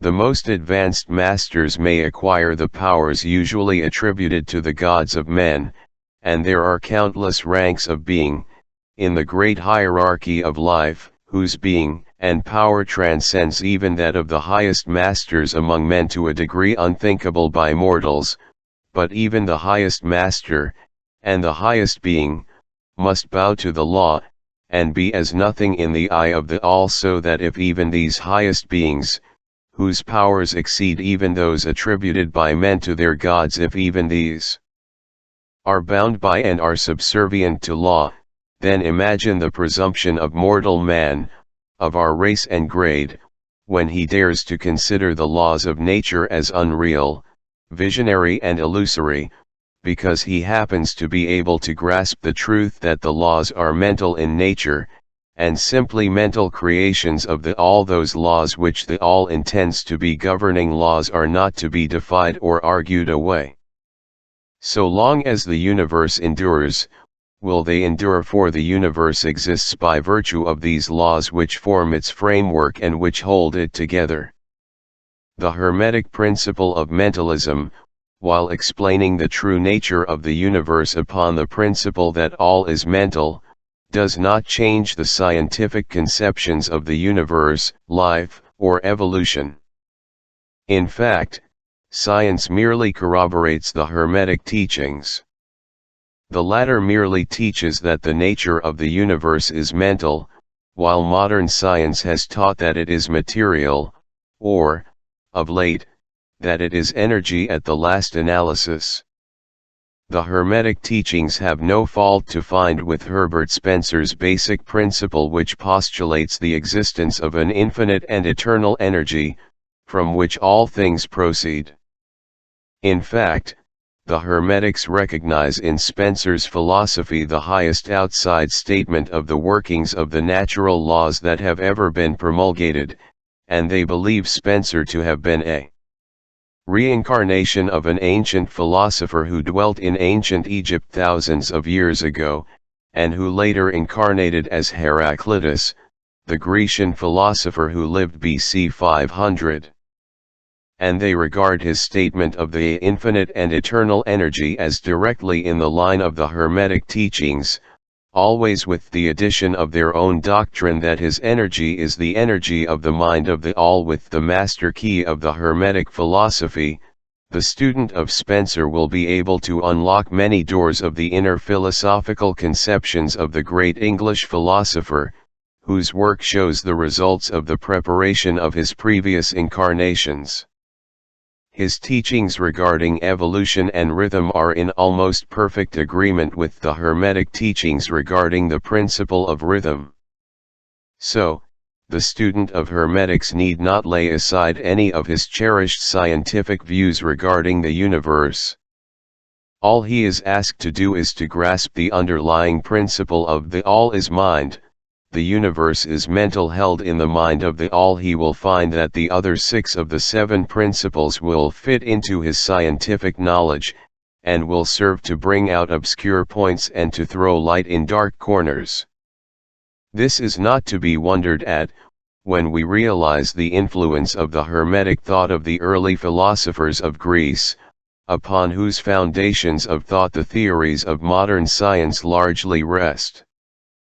The acceptance of the first Hermetic principle, mentalism, is the only great point of difference between modern science and Hermetic students, and science is gradually moving toward the Hermetic position in its groping in the dark for a way out of the labyrinth into which it has wandered in its search for reality. The purpose of this lesson is to impress upon the minds of our students the fact that, to all intents and purposes, the universe and its laws, and its phenomena, are just as real, so far as man is concerned, as they would be under the hypotheses of materialism or energism. Under any hypothesis, the universe in its outer aspect is changing, ever-flowing, and transitory, and therefore devoid of substantiality and reality. But, note the other pole of the truth: under the same hypotheses, we are compelled to act and live as if the fleeting things were real and substantial. With this difference, always, between the various hypotheses, that under the old views mental power was ignored as a natural force, while under mentalism it becomes the greatest natural force. And this one difference revolutionizes life, to those who understand the principle and its resulting laws and practice. So, finally, students all, grasp the advantage of mentalism, and learn to know, use and apply the laws resulting therefrom. But do not yield to the temptation which, as the Kybalion states, overcomes the half-wise and which causes them to be hypnotized by the apparent unreality of things, the consequence being that they wander about like dream people dwelling in a world of dreams, ignoring the practical work and life of man, the end being that they are broken against the rocks and torn asunder by the elements, by reason of their folly. Rather follow the example of the wise, which the same authority states, use law against laws, the higher against the lower, and by the art of alchemy transmute that which is undesirable into that which is worthy, and thus triumph. Following the authority, let us avoid the half-wisdom, which is folly, which ignores the truth that, mastery consists not in abnormal dreams, visions, and fantastic imaginings or living, but in using the higher forces against the lower, escaping the pains of the lower planes by vibrating on the higher. Remember always, student, that transmutation, not presumptuous denial, is the weapon of the master. The above quotations are from the Kybalion, and are worthy of being committed to memory by the student. We do not live in a world of dreams, but in an universe which, while relative, is real so far as our lives and actions are concerned. Our business in the universe is not to deny its existence, but to live, using the laws to rise from lower to higher, living on, doing the best that we can under the circumstances arising each day, and living, so far as is possible, to our biggest ideas and ideals. The true meaning of life is not known to men on this plane, if, indeed, to any but the highest authorities, and our own intuitions, teach us that we will make no mistake in living up to the best that is in us, so far as is possible, and realizing the universal tendency in the same direction in spite of apparent evidence to the contrary. We are all on the path, and the road leads upward ever, with frequent resting places. Read the message of the Kybalion and follow the example of the wise, avoiding the mistake of the half-wise who perish by reason of their folly. Chapter 7.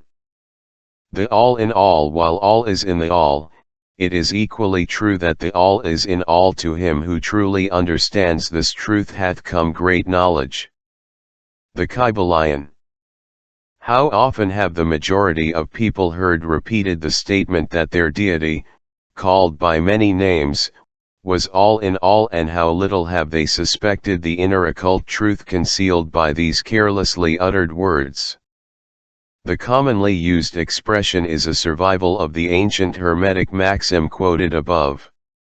As the Kybalion says, to him who truly understands this truth, hath come great knowledge. And, this being so, let us seek this truth, the understanding of which means so much.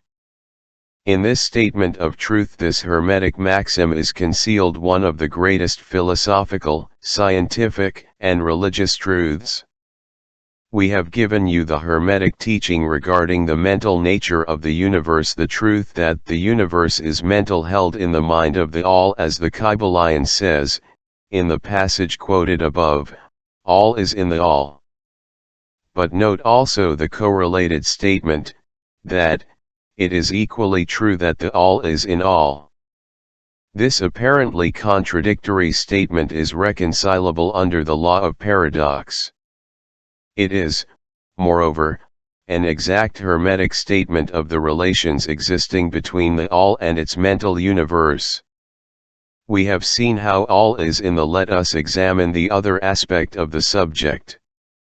The Hermetic teachings are to the effect that the all is immanent in, remaining within, inherent, abiding within, its universe, and in every part, particle, unit, or combination, within the universe. This statement is usually illustrated by the teachers by a reference to the principle of correspondence. The teacher instructs the student to form a mental image of something, a person, an idea, something having a mental form, the favorite example being that of the author or dramatist forming an idea of his characters, or a painter or sculptor forming an image of an ideal that he wishes to express by his art.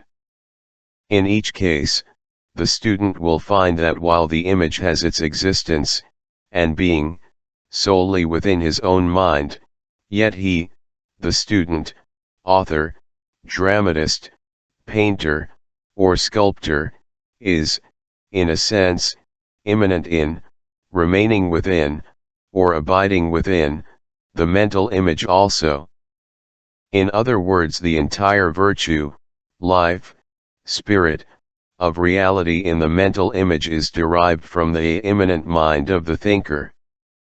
Consider this for a moment, until the idea is grasped.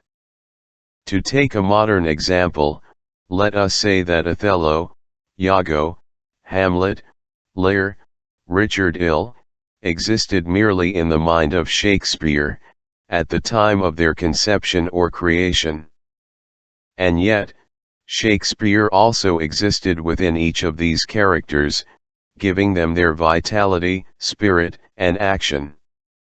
Whose is the spirit of the characters that we know as Micawber, Oliver Twist, Uriah Heep? Is it Dickens, or have each of these characters a personal spirit, independent of their creator?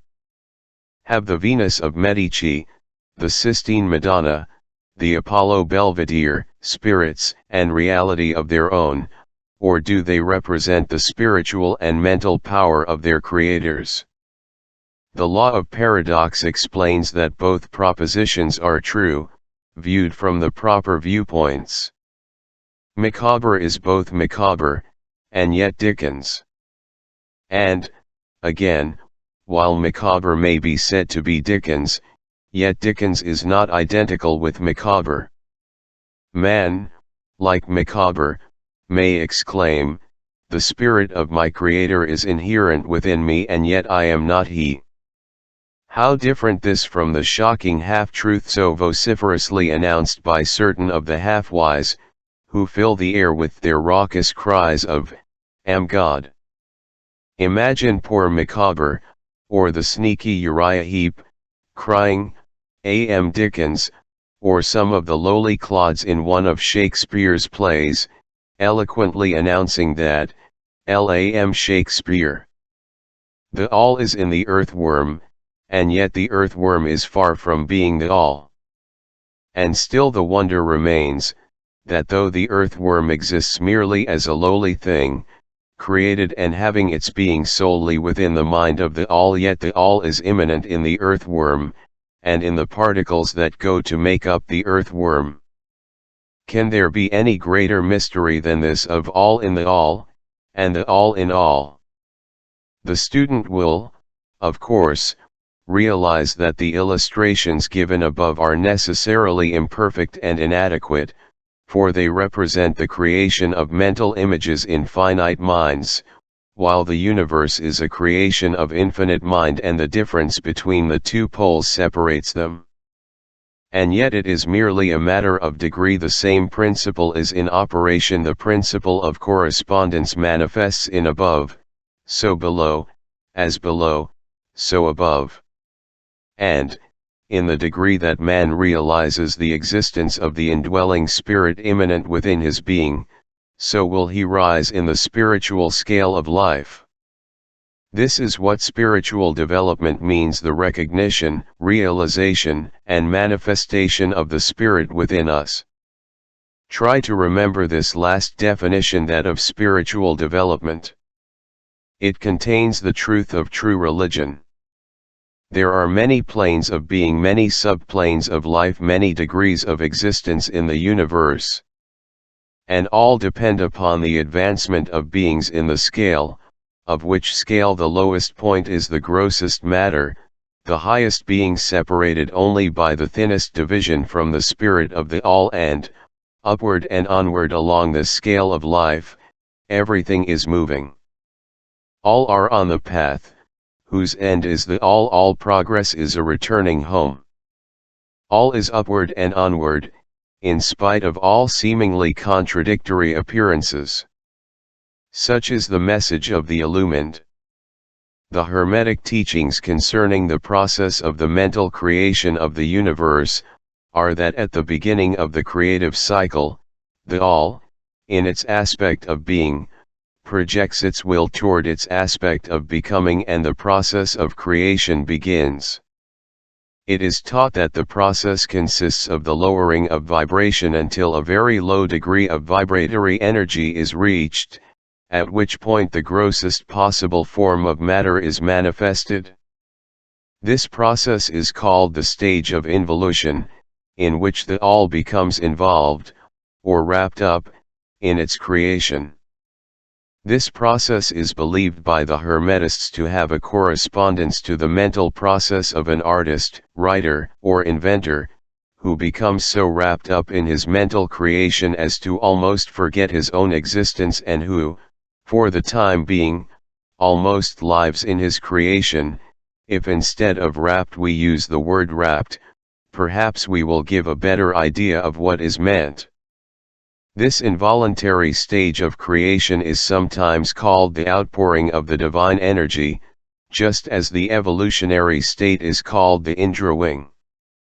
The extreme pole of the creative process is considered to be the furthest removed from the all, while the beginning of the evolutionary stage is regarded as the beginning of the return swing of the pendulum of rhythm, a coming home idea being held in all of the Hermetic teachings. The teachings are that during the outpouring, the vibrations become lower and lower until finally the urge ceases, and the return swing begins.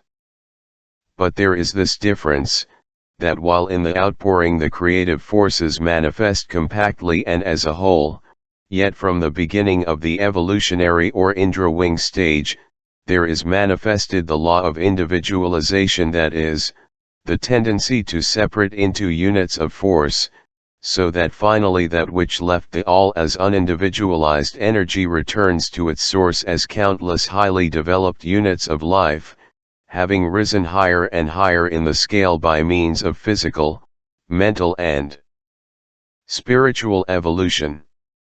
The ancient Hermetists use the word meditation in describing the process of the mental creation of the universe in the mind of the all, the word contemplation also being frequently employed.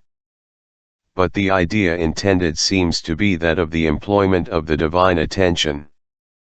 Attention is a word derived from the Latin root, meaning to reach out, to stretch out, and so the act of attention is really a mental reaching out, extension of mental energy, so that the underlying idea is readily understood when we examine into the real meaning of attention.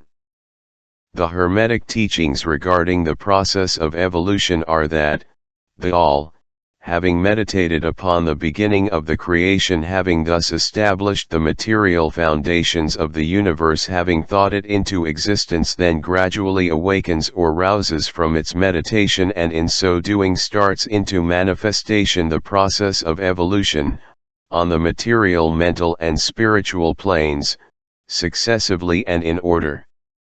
Thus the upward movement begins, and all begins to move spiritward.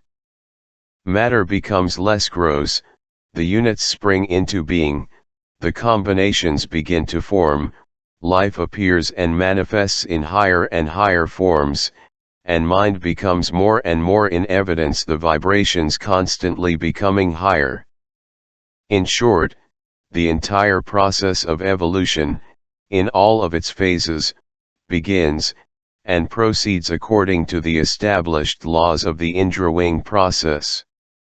All of this occupies eons upon eons of man's time, each eon containing countless millions of years, but yet the illumined inform us that the entire creation, including involution and evolution, of an universe, is but as the twinkle of the eye to the All. At the end of countless cycles of eons of time, the All withdraws its attention, its contemplation and meditation of the universe, for the great work is finished and all is withdrawn into the All from which it emerged. But mystery of mysteries, the spirit of each soul is not annihilated, but is infinitely expanded. The created and the Creator are merged. Such is the report of the illumined. The above illustration of the meditation, and subsequent awakening from meditation, of the All, is of course but an attempt of the teachers to describe the infinite process by a finite example. And, yet, as below, so above. The difference is merely in degree.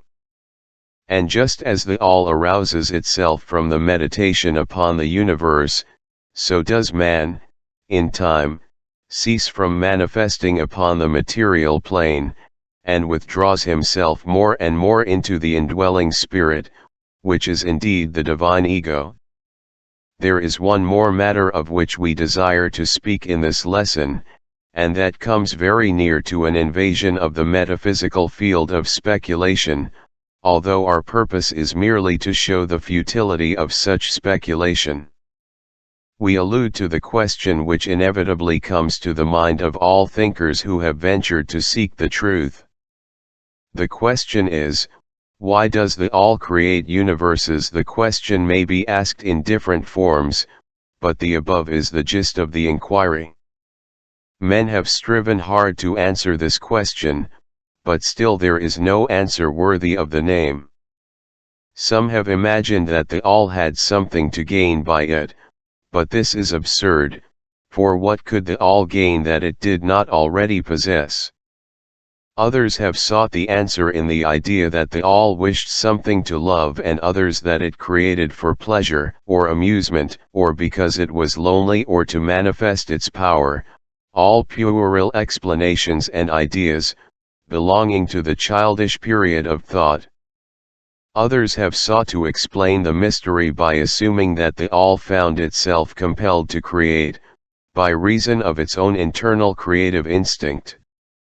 This idea is in advance of the others, but its weak point lies in the idea of the All being compelled by anything, internal or external. If its internal nature, or creative instinct, compelled it to do anything, then the internal nature or creative instinct would be the absolute, instead of the All, and so accordingly that part of the proposition falls. And, yet, the All does create and manifest, and seems to find some kind of satisfaction in so doing. And it is difficult to escape the conclusion that in some infinite degree it must have what would correspond to an inner nature, or creative instinct, in man, with correspondingly infinite desire and will. It could not act unless it willed to act, and it would not will to act, unless it desired to act, and it would not desire to act unless it obtained some satisfaction thereby. And all of these things would belong to an inner nature, and might be postulated as existing according to the law of correspondence. But, still, we prefer to think of the all as acting entirely free from any influence, internal as well as external. That is the problem which lies at the root of difficulty, and the difficulty that lies at the root of the problem. Strictly speaking, there cannot be said to be any reason whatsoever for the all to act, for a reason implies a cause, and the all is above cause and effect, except when it wills to become a cause, at which time the principle is set into motion. So, you see, the matter is unthinkable, just as the all is unknowable. Just as we say the all merely, we are compelled to say that the all acts because it acts. At the last, the all is all reason in itself, all law in itself, all action in itself, and it may be said, truthfully, that the all is its own reason, its own law, its own act, or still further, that the all, its reason, its act, its law, are one, all being names for the same thing. In the opinion of those who are giving you these present lessons, the answer is locked up in the inner self of the all, along with its secret of being. The law of correspondence, in our opinion, reaches only to that aspect of the all, which may be spoken of as the aspect of becoming. Back of that aspect is the aspect of being, in which all laws are lost in law, all principles merge into principle, and the all, principle, and being, are identical, one and the same. Therefore, metaphysical speculation on this point is futile. We go into the matter here, merely to show that we recognize the question, and also the absurdity of the ordinary answers of metaphysics and theology. In conclusion, it may be of interest to our students to learn that while some of the ancient, and modern, Hermetic teachers have rather inclined in the direction of applying the principle of correspondence to the question, with the result of the inner nature conclusion, still the legends have it that Hermes, the Great, when asked this question by his advanced students, answered them by pressing his lips tightly together and saying not a word, indicating that there was no answer. But, then, he may have intended to apply the axiom of his philosophy, that, the lips of wisdom are closed, except to the ears of understanding, believing that even his advanced students did not possess the understanding which entitled them to the teaching. At any rate, if Hermes possessed the secret, he failed to impart it, and so far as the world is concerned the lips of Hermes are closed regarding it. And where the great Hermes hesitated to speak, what mortal may dare to teach? But, remember, that whatever be the answer to this problem, if indeed there an answer, the truth remains that, while all is in the all, it is equally true that the all is in all. The teaching on this point is emphatic. And, we may add the concluding words of the quotation, "To him who truly understands this truth, hath come great knowledge." Chapter 8. Planes of correspondence: as above, so below, as below, so above. The Kybalion. The great second Hermetic principle embodies the truth that there is a harmony, agreement, and correspondence between the several planes of manifestation, life and being. This truth is a truth because all that is included in the universe emanates from the same source, and the same laws, principles, and characteristics apply to each unit, or combination of units, of activity, as each manifests its own phenomena upon its own plane.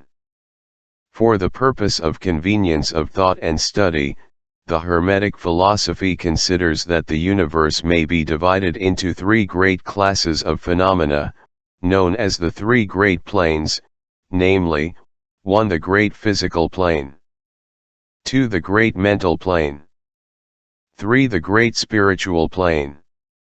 These divisions are more or less artificial and arbitrary, for the truth is that all of the three divisions are but ascending degrees of the great scale of life, the lowest point of which is undifferentiated matter, and the highest point that of spirit.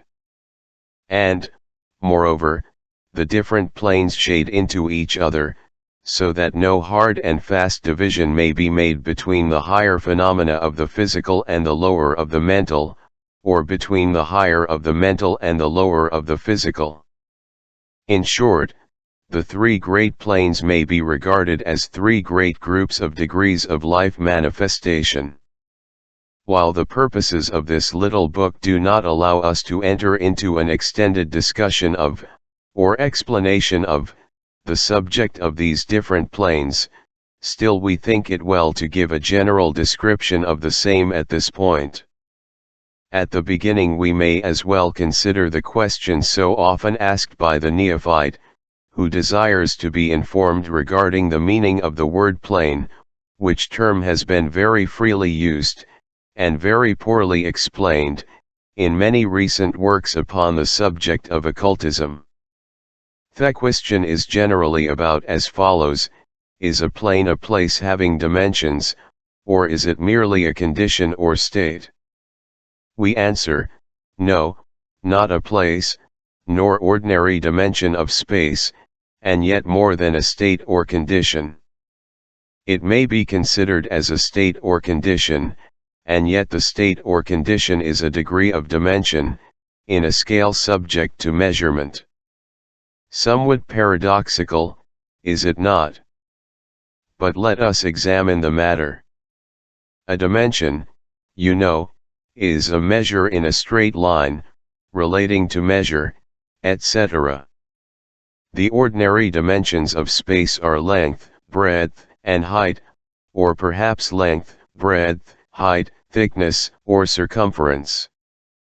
But there is another dimension of created things or measure in a straight line, known to occultists, and to scientists as well, although the latter have not as yet applied the term dimension to it, and this new dimension, which, by the way, is the much speculated about fourth dimension, is the standard used in determining the degrees or planes.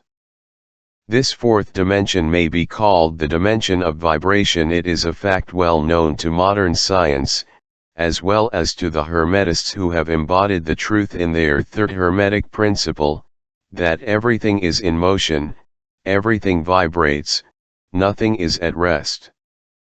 From the highest manifestation, to the lowest, everything and all things vibrate.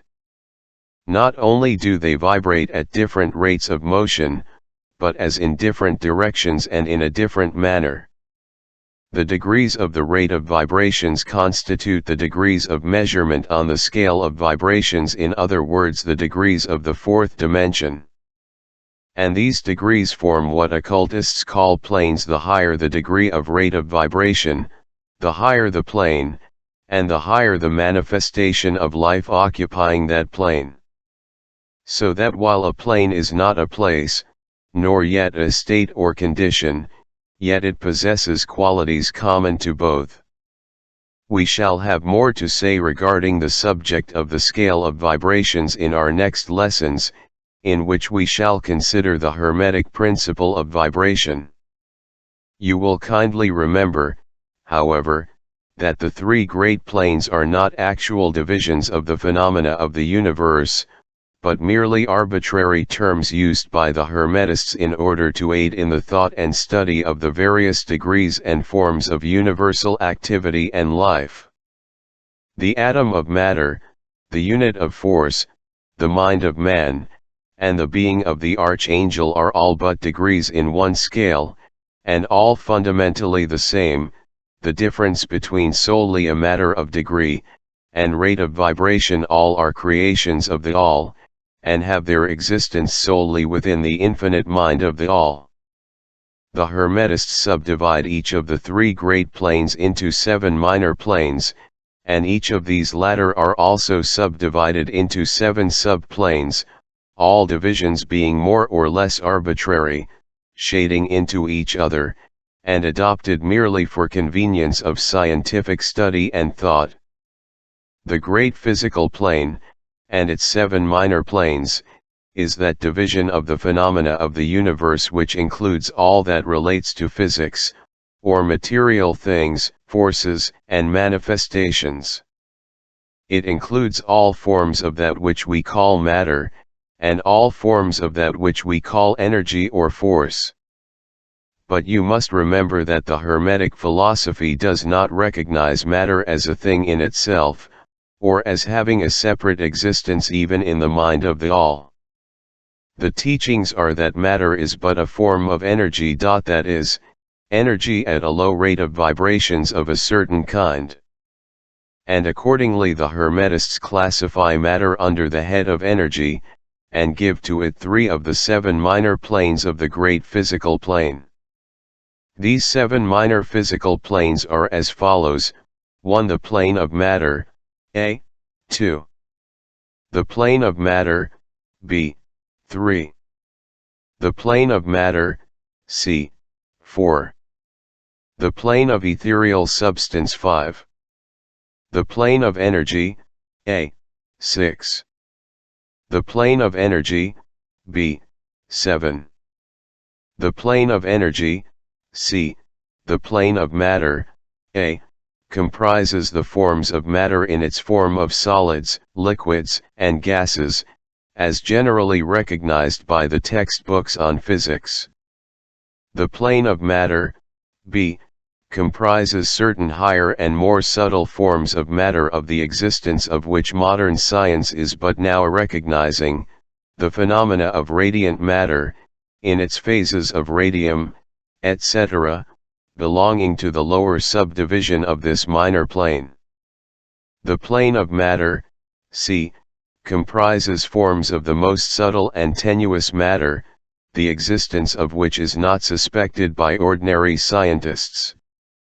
The plane of ethereal substance comprises that which science speaks of as the ether, a substance of extreme tenuity and elasticity, pervading all universal space, and acting as a medium for the transmission of waves of energy, such as light, heat, electricity, etc.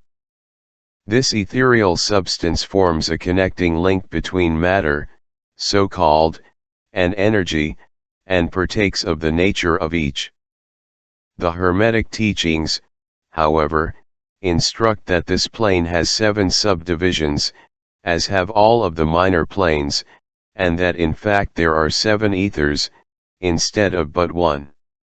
Next above the plane of ethereal substance comes the plane of energy, A, which comprises the ordinary forms of energy known to science, its 7 subplanes being, respectively, heat, light, magnetism, electricity, and attraction, including gravitation, cohesion, chemical affinity, etc., and several other forms of energy indicated by scientific experiments but not as yet named or classified.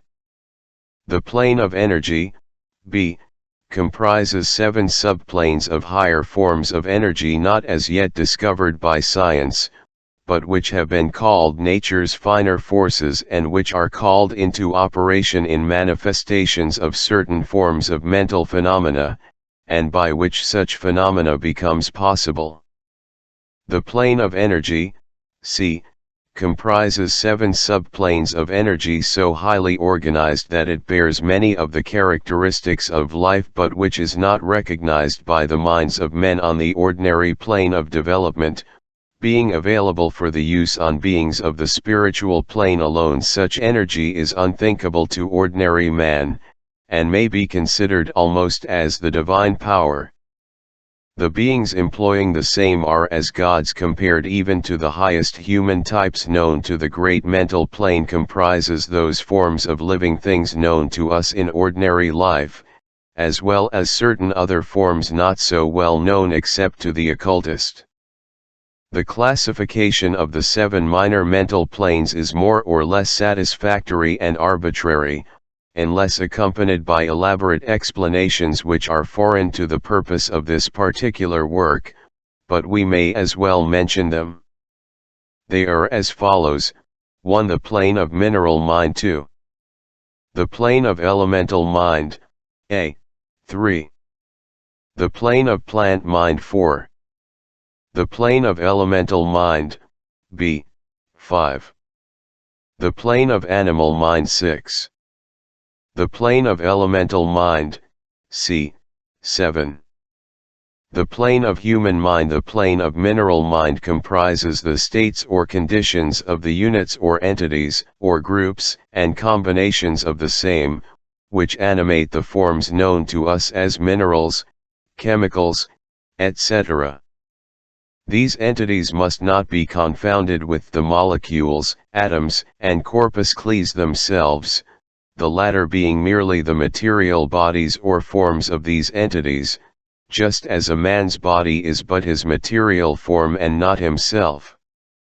These entities may be called souls in one sense, and are living beings of a low degree of development, life, and mind, just a little more than the units of living energy which comprise the higher subdivisions of the highest physical plane.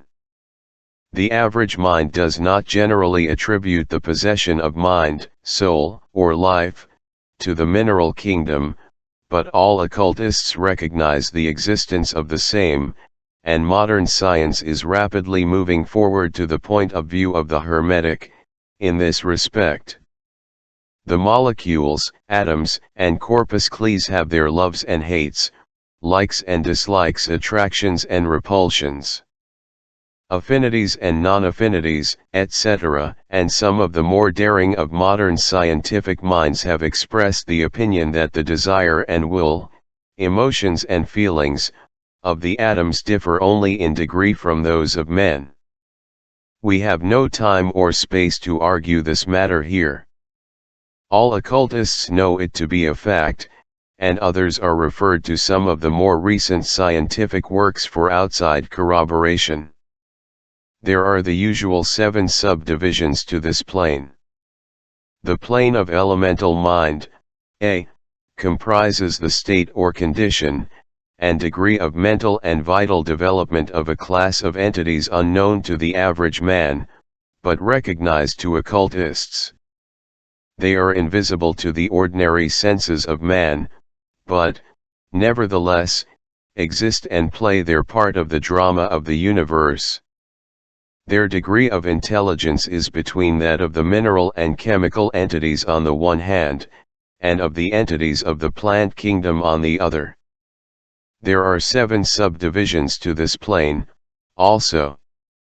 The plane of plant mind, in its 7 subdivisions, comprises the states or conditions of the entities comprising the kingdoms of the plant world, the vital and mental phenomena of which is fairly well understood by the average intelligent person, many new and interesting scientific works regarding mind and life in plants having been published during the last decade.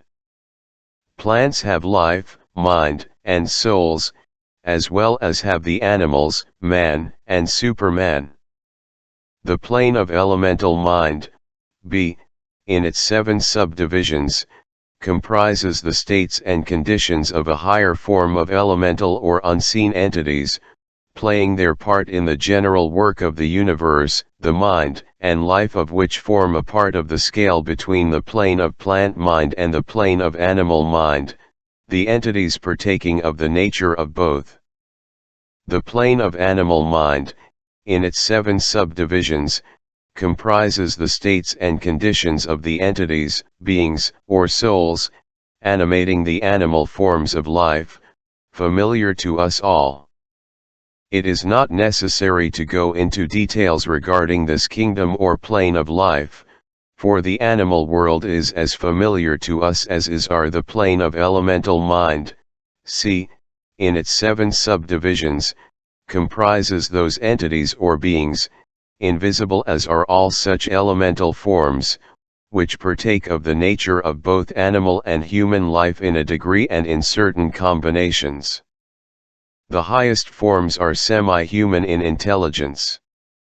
The plane of human mind, in its 7 subdivisions, comprises those manifestations of life and mentality which are common to man, in his various grades, degrees, and divisions. In this connection, we wish to point out the fact that the average man of today occupies but the 4th subdivision of the plane of human mind, and only the most intelligent have crossed the borders of the 5th subdivision. It has taken the race millions of years to reach this stage, and it will take many more years for the race to move on to the 6th and 7th subdivisions, and beyond. But, remember, that there have been races before us which have passed through these degrees, and then on to higher planes. Our own race is the 5th, with stragglers from the 4th, which has set foot upon the path. And, then there are a few advanced souls of our own race who have outstripped the masses, and who have passed on to the 6th and 7th subdivision, and some few being still further on.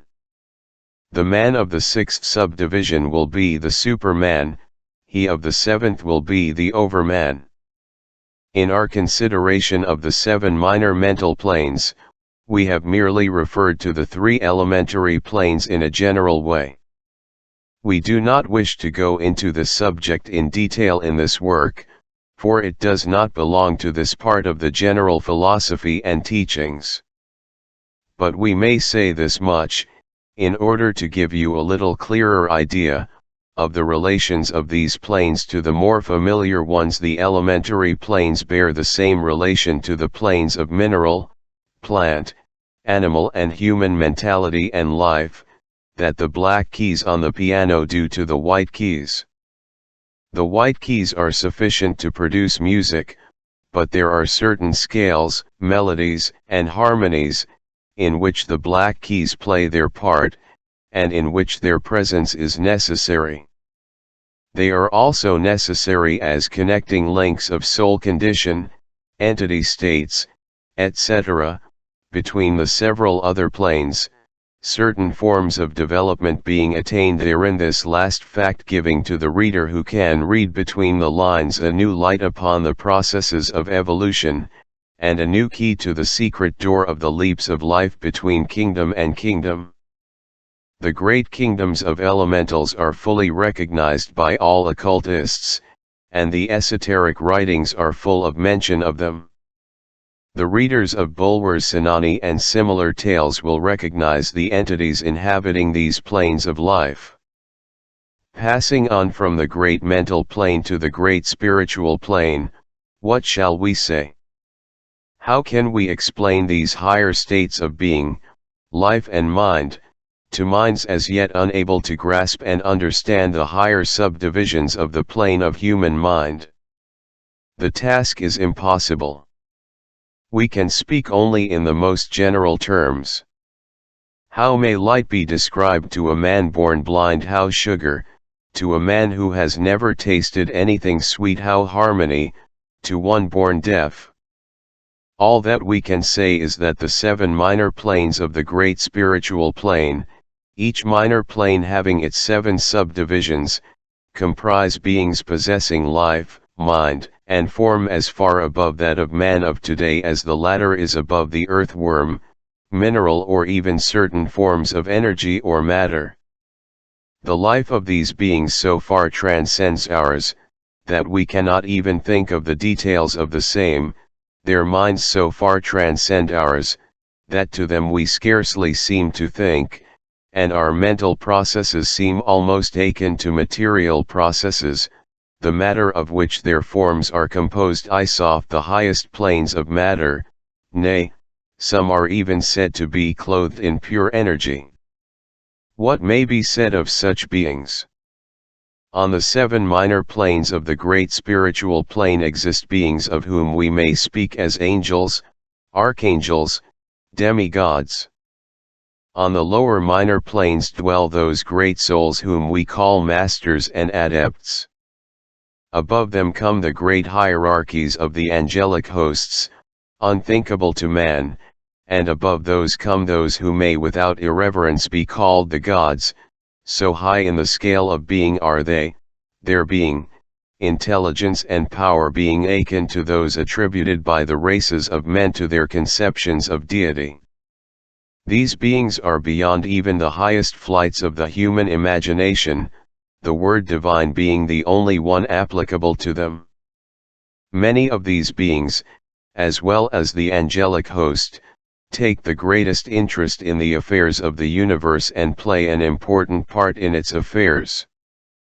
These unseen divinities and angelic helpers extend their influence freely and powerfully, in the process of evolution, and cosmic progress.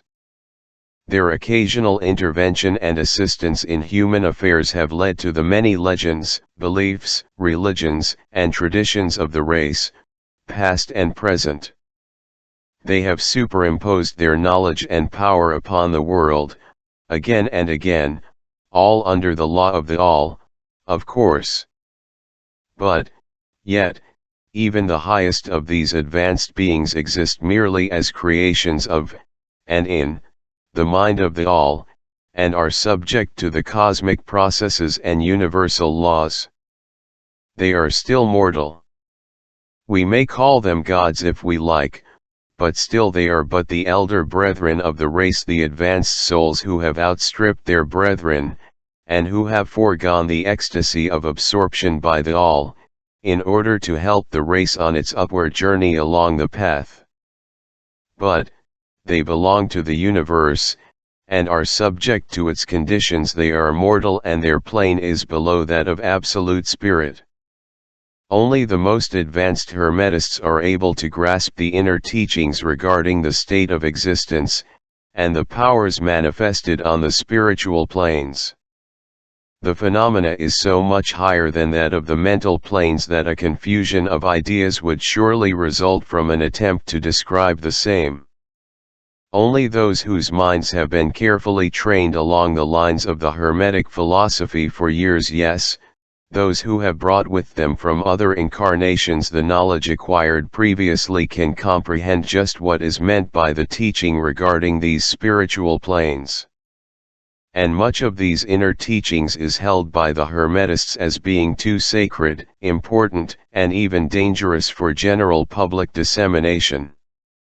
The intelligent student may recognize what we mean by this when we state that the meaning of spirit as used by the Hermetists is akin to living power, animated force, inner essence, essence of life, etc., which meaning must not be confounded with that usually and commonly employed in connection with the term, i.e., religious, ecclesiastical, spiritual, ethereal, holy, etc., etc.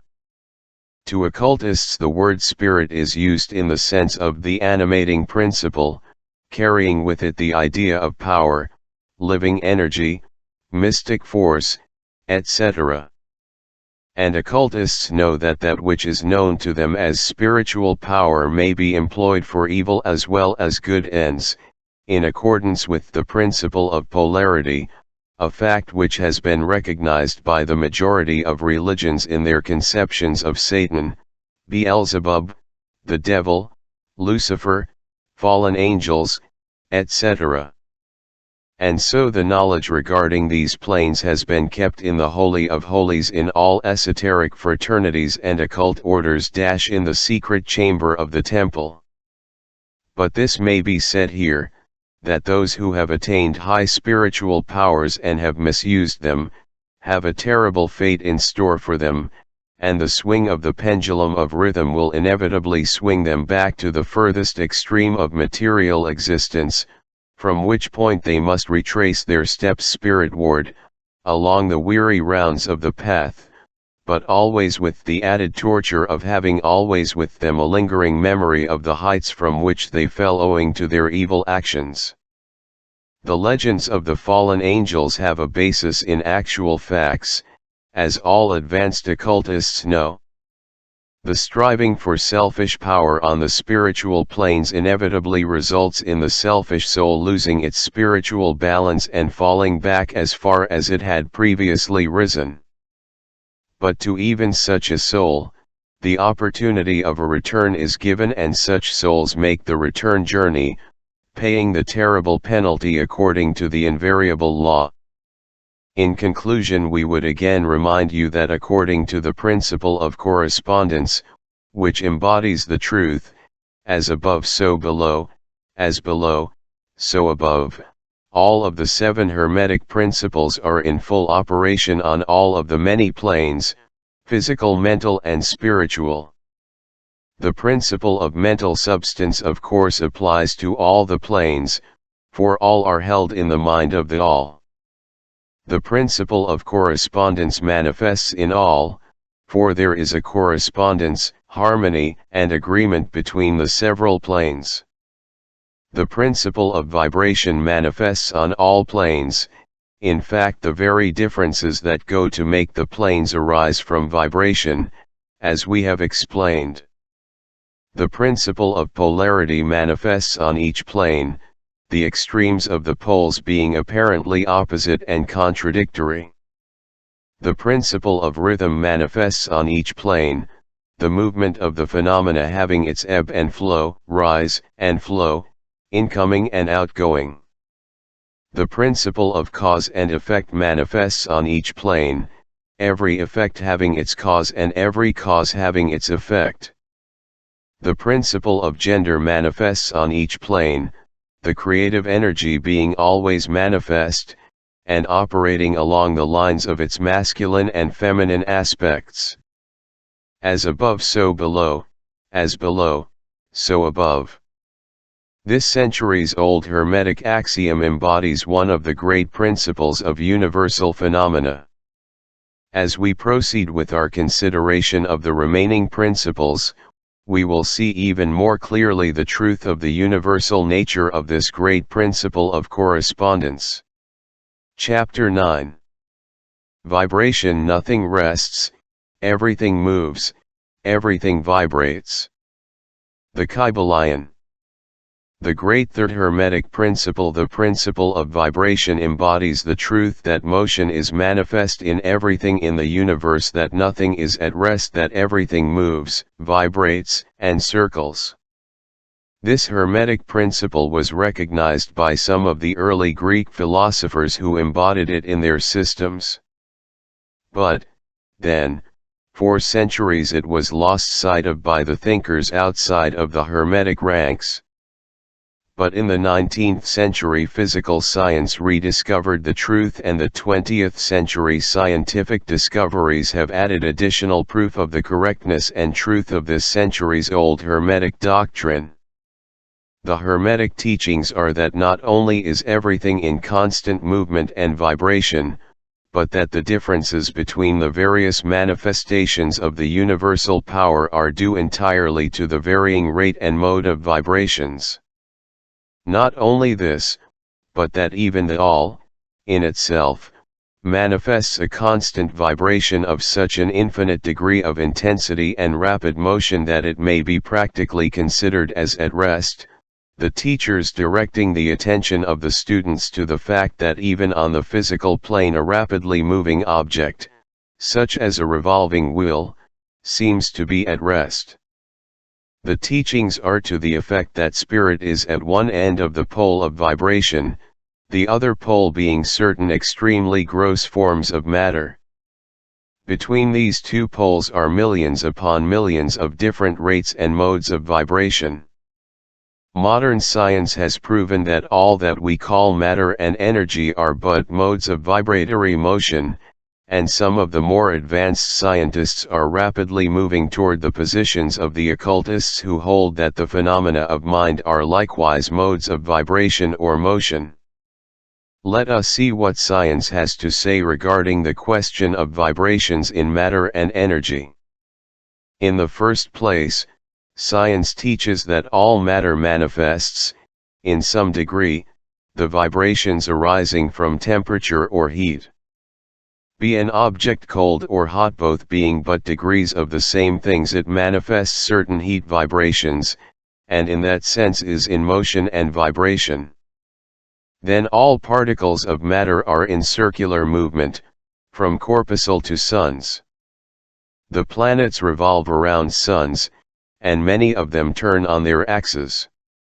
The suns move around greater central points, and these are believed to move around still greater, and so on, ad infinitum. The molecules of which the particular kinds of matter are composed are in a state of constant vibration and movement around each other and against each other. The molecules are composed of atoms, which, likewise, are in a state of constant movement and vibration. The atoms are composed of corpuscles, sometimes called electrons, ions, etc., which also are in a state of rapid motion, revolving around each other, and which manifest a very rapid state and mode of vibration. And, so we see that all forms of matter manifest vibration, in accordance with the Hermetic principle of vibration. And so it is with the various forms of energy. Science teaches that light, heat, magnetism, and electricity are but forms of vibratory motion connected in some way with, and probably emanating from the ether. Science does not as yet attempt to explain the nature of the phenomena known as cohesion, which is the principle of molecular attraction, nor chemical affinity, which is the principle of atomic attraction, nor gravitation, the greatest mystery of the three, which is the principle of attraction by which every particle or mass of matter is bound to every other particle or mass. These three forms of energy are not as yet understood by science, yet the writers incline to the opinion that these two are manifestations of some form of vibratory energy, a fact which the Hermetists have held and taught for ages past. The universal ether, which is postulated by science without its nature being understood clearly, is held by the Hermetists to be but a higher manifestation of that which is erroneously called matter, that is to say, matter at a higher degree of vibration, and is called by them the ethereal substance. The Hermetists teach that this ethereal substance is of extreme tenuity and elasticity, and pervades universal space, serving as a medium of transmission of waves of vibratory energy, such as heat, light, electricity, magnetism, etc. The teachings are that the ethereal substance is a connecting link between the forms of vibratory energy known as matter on the one hand, and energy or force on the other, and also that it manifests a degree of vibration, in rate and mode, entirely its own. Scientists have offered the illustration of a rapidly moving wheel, top, or cylinder, to show the effects of increasing rates of vibration. The illustration supposes a wheel, top, or revolving cylinder, running at a low rate of speed. We will call this revolving thing the object in following out the illustration. Let us suppose the object moving slowly. It may be seen readily, but no sound of its movement reaches the ear. The speed is gradually increased. In a few moments its movement becomes so rapid that a deep growl or low note may be heard. Then as the rate is increased, the note rises one in the musical scale. Then, the motion being still further increased, the next highest note is distinguished.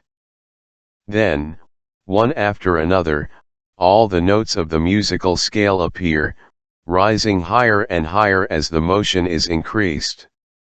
Finally, when the motions have reached a certain rate, the final note perceptible to human ears is reached, and the shrill, piercing shriek dies away, and silence follows.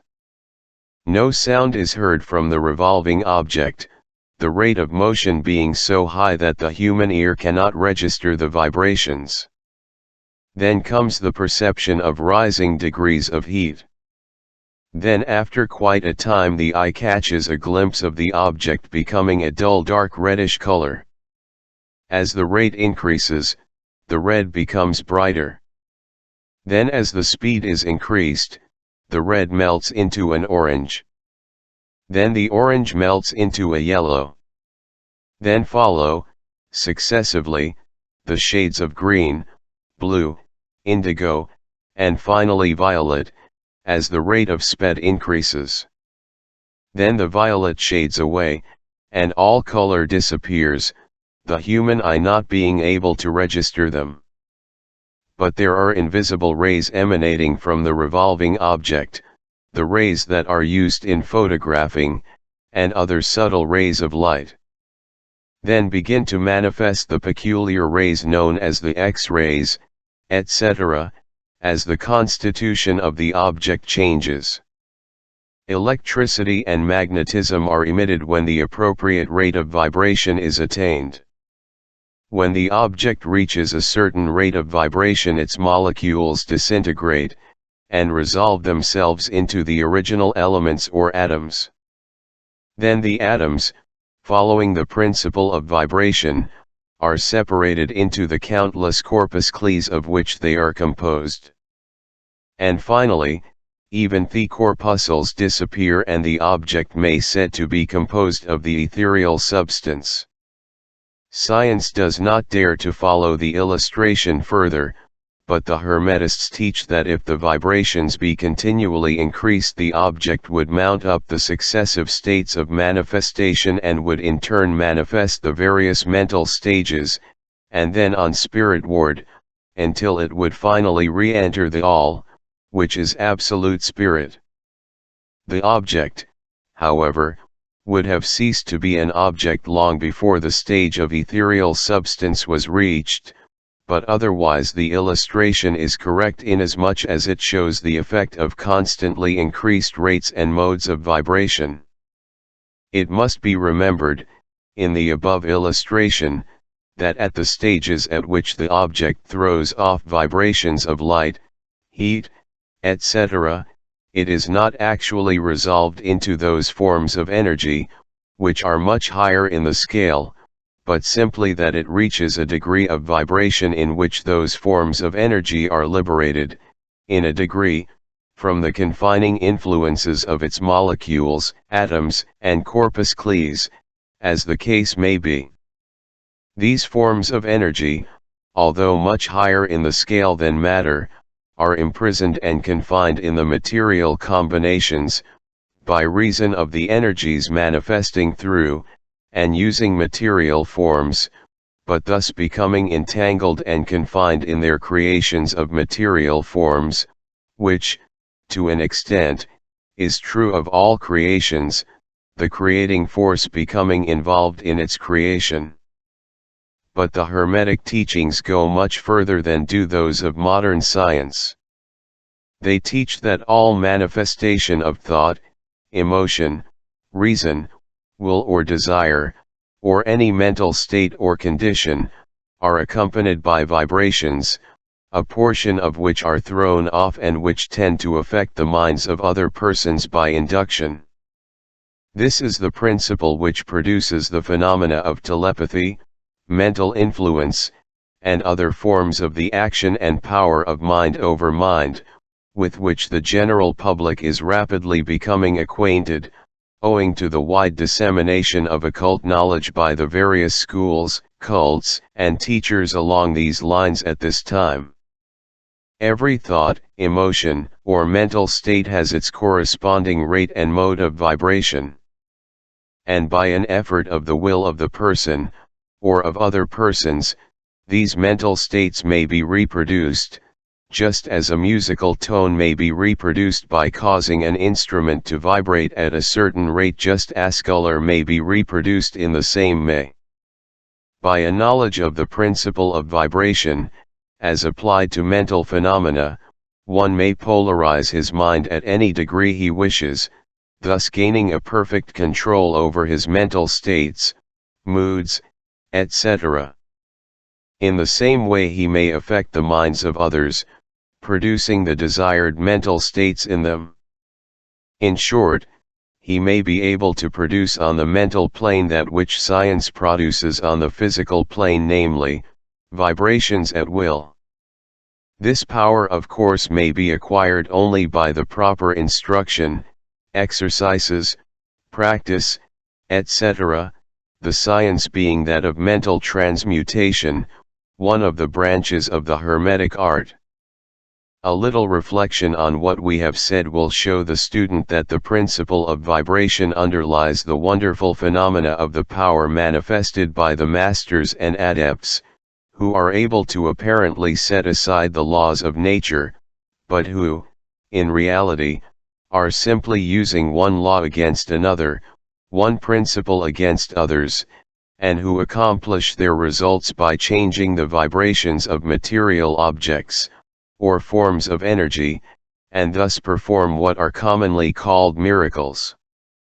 As one of the old Hermetic writers has truly said, he who understands the principle of vibration, has grasped the scepter of power.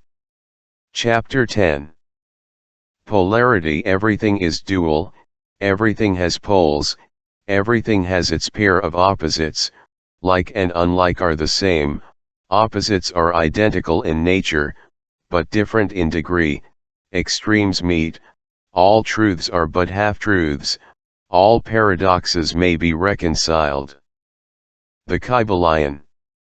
The great fourth Hermetic principle, the principle of polarity, embodies the truth that all manifested things have two sides, two aspects, two poles, a pair of opposites, with manifold degrees between the two extremes. The old paradoxes, which have ever perplexed the mind of men, are explained by an understanding of this principle. Man has always recognized something akin to this principle, and has endeavored to express it by such sayings, maxims, and aphorisms as the following: everything is and isn't, at the same time, all truths are but half-truths, every truth is half false, there are two sides to is a reverse side to every shield, etc., etc. The Hermetic teachings are to the effect that the difference between things seemingly diametrically opposed to each other is merely a matter of degree. It teaches that the pairs of opposites may be reconciled, and that thesis and antithesis are identical in nature, but different in degree, and that the universal reconciliation of opposites is effected by a recognition of this principle of polarity. The teachers claim that illustrations of this principle may be had on every hand, and from an examination into the real nature of anything. They begin by showing that spirit and matter are but the two poles of the same thing, the intermediate planes being merely degrees of vibration. They show that the all and the many are the same, the difference being merely a matter of degree of mental manifestation. Thus the law and laws are the two opposite poles of one thing. Likewise, principle and principles. Infinite mind and finite minds.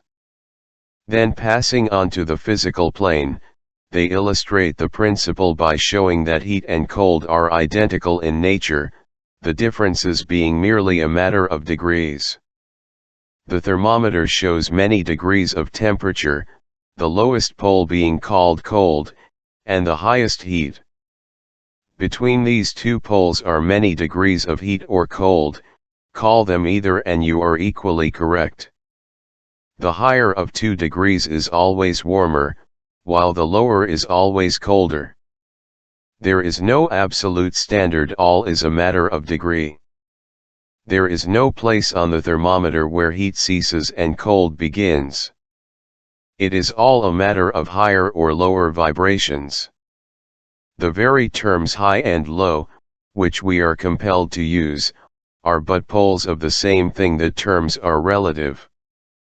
So with east and around the world in an eastward direction, and you reach a point which is called west at your starting point, and you return from that westward point.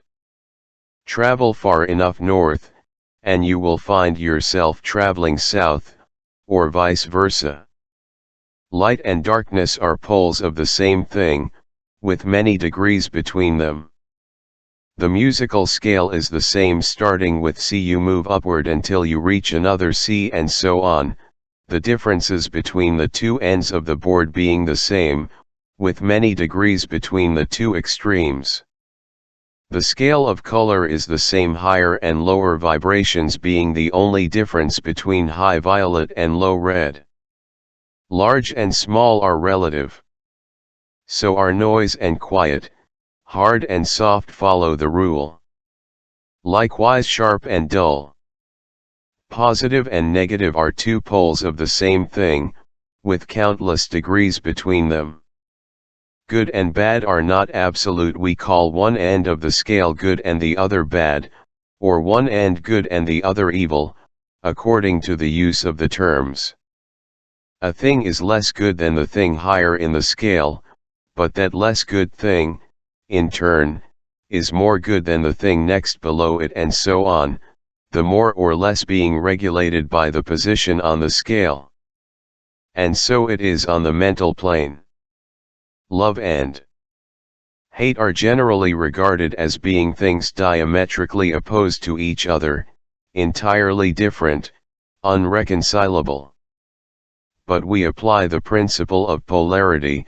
We find that there is no such thing as absolute love or absolute hate, as distinguished from each other. The two are merely terms applied to the two poles of the same thing.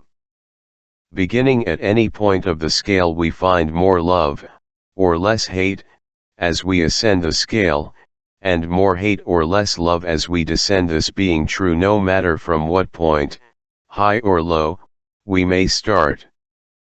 There are degrees of love and hate, and there is a middle point where like and dislike become so faint that it is difficult to distinguish between them. Courage and fear come under the same rule. The pairs of opposites exist everywhere. Where you find one thing you find its opposite, the two poles. And it is this fact that enables the Hermetist to transmute one mental state into another, along the lines of polarization. Things belonging to different classes cannot be transmuted into each other, but things of the same class may be changed, that is, may have their polarity changed. Thus love never becomes east or west, or red, or violet, but it may and often does come into hate, and likewise hate may be transformed into love, by changing its polarity. Courage may be transmuted into fear, and the reverse. Hard things may be rendered soft. Dull things become sharp. Hot things become cold. And so on, the transmutation always being between things of the same kind of different degrees. Take the case of a fearful man.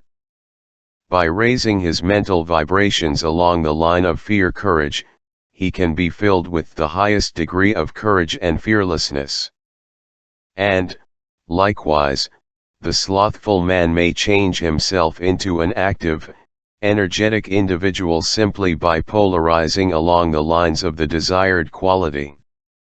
The student who is familiar with the processes by which the various schools of mental science, etc., produce changes in the mental states of those following their teachings, may not readily understand the principle underlying many of these changes. When, however, the principle of polarity is once grasped, and it is seen that the mental changes are occasioned by a change of polarity, a sliding along the same scale, the hatter is readily understood. The change is not in the nature of a transmutation of one thing into another thing entirely different, but is merely a change of degree in the same things, a vastly important difference. For instance, borrowing an analogy from the physical plane, it is impossible to change heat into sharpness, loudness, highness, etc., but heat may readily be transmuted into cold, simply by lowering the vibrations. In the same way hate and love are mutually transmutable, so are fear and courage. But fear cannot be transformed into love, nor can courage be transmuted into hate. The mental states belong to innumerable classes, each class of which has its opposite poles, along which transmutation is possible. The student will readily recognize that in the mental states, as well as in the phenomena of the physical plane, the two poles may be classified as positive and negative, respectively. Thus love is positive to hate, courage to fear, activity to non-activity, etc., etc. And it will also be noticed that even to those unfamiliar with the principle of vibration, the positive pole seems to be of a higher degree than the negative, and readily dominates it. The tendency of nature is in the direction of the dominant activity of the positive pole. In addition to the changing of the poles of one's own mental states by the operation of the art of polarization, the phenomena of mental influence, in its manifold phases, shows us that the principle may be extended so as to embrace the phenomena of the influence of one mind over that of another, of which so much has been written and taught of late years. When it is understood that mental induction is possible, that is, that mental states may be produced by induction from others, then we can readily see how a certain rate of vibration, or polarization of a certain mental state, may be communicated to another person, and his polarity in that class of mental states thus changed. It is along this principle that the results of many of the mental treatments are obtained. For instance, a person is blue, melancholy, and full of fear. A mental scientist bringing his own mind up to the desired vibration by his trained will, and thus obtaining the desired polarization in his own case, then produces a similar mental state in the other by induction, the result being that the vibrations are raised and the person polarizes toward the positive end of the scale instead toward the negative, and his fear and other negative emotions are transmuted to courage and similar positive mental states. A little study will show you that these mental changes are nearly all along the line of polarization, the change being one of degree rather than of kind. A knowledge of the existence of this great Hermetic principle will enable the student to better understand his own mental states, and those of other people. He will see that these states are all matters of degree, and seeing thus, he will be able to raise or lower the vibration at will to change his mental poles, and thus be master of his mental states, instead of being their servant and slave. And by his knowledge he will be able to aid his fellows intelligently and by the appropriate methods change the polarity when the same is desirable. We advise all students to familiarize themselves with this principle of polarity, for a correct understanding of the same will throw light on many difficult subjects. Chapter 11. Rhythm. Everything flows out and in, everything has its tides, all things rise and fall, the pendulum swing manifests in everything, the measure of the swing to the right, is the measure of the swing to the left, rhythm. Kybalion. The great fifth Hermetic principle, the principle of rhythm, embodies the truth that in everything there is manifested a measured motion, a to and from movement, a flow and inflow, a swing forward and backward, a pendulum-like movement, a tide-like ebb and flow, a high tide and a low tide, between the two poles manifest on the physical, mental, or spiritual planes. The principle of rhythm is closely connected with the principle of polarity described in the preceding chapter. Rhythm manifests between the two poles established by the principle of polarity. This does not mean, however, that the pendulum of rhythm swings to the extreme poles, for this rarely happens. In fact, it is difficult to establish the extreme polar opposites in the majority of cases. But the swing is ever toward first one pole and then the other. There is always an action and reaction, an advance and a retreat, a rising and a sinking, manifested in all of the airs and phenomena of the universe.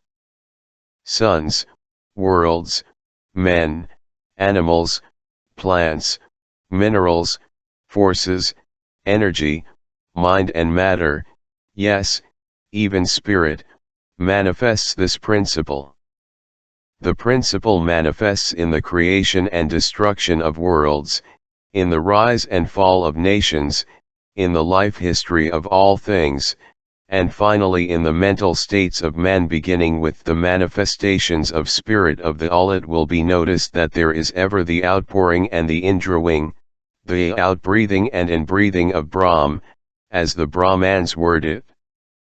Universes are created, reach their extreme low point of materiality, and then begin in their upward swing. Suns spring into being, and then their height of power being reached, the process of retrogression begins, and after eons they become dead masses of matter, awaiting another impulse which starts again their inner energies into activity, and a new solar life cycle is begun. And thus it is with all the worlds. They are born, grow and die, only to be reborn. And thus it is with all the things of shape and form. They swing from action to reaction, from birth to death, from activity to inactivity, and then back again.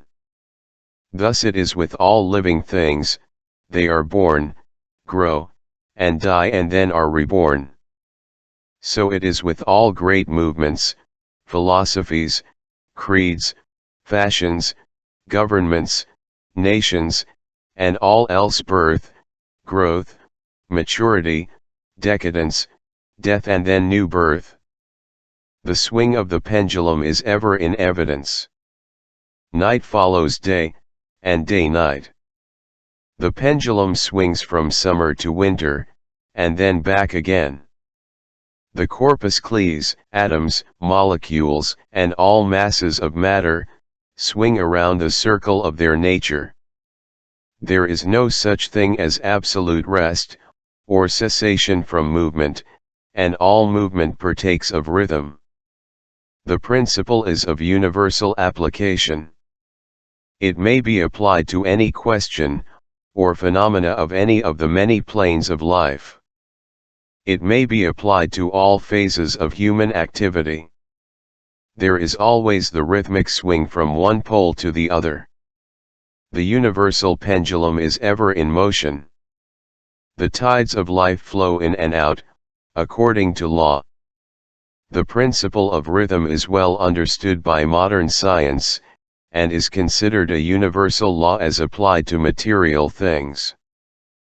But the Hermetists carry the principle much further, and know that its manifestations and influence extend to the mental activities of man, and that it accounts for the bewildering succession of moods, feelings, and other annoying and perplexing changes that we notice in ourselves. But the Hermetists, by studying the operations of this principle, have learned to escape some of its activities by transmutation.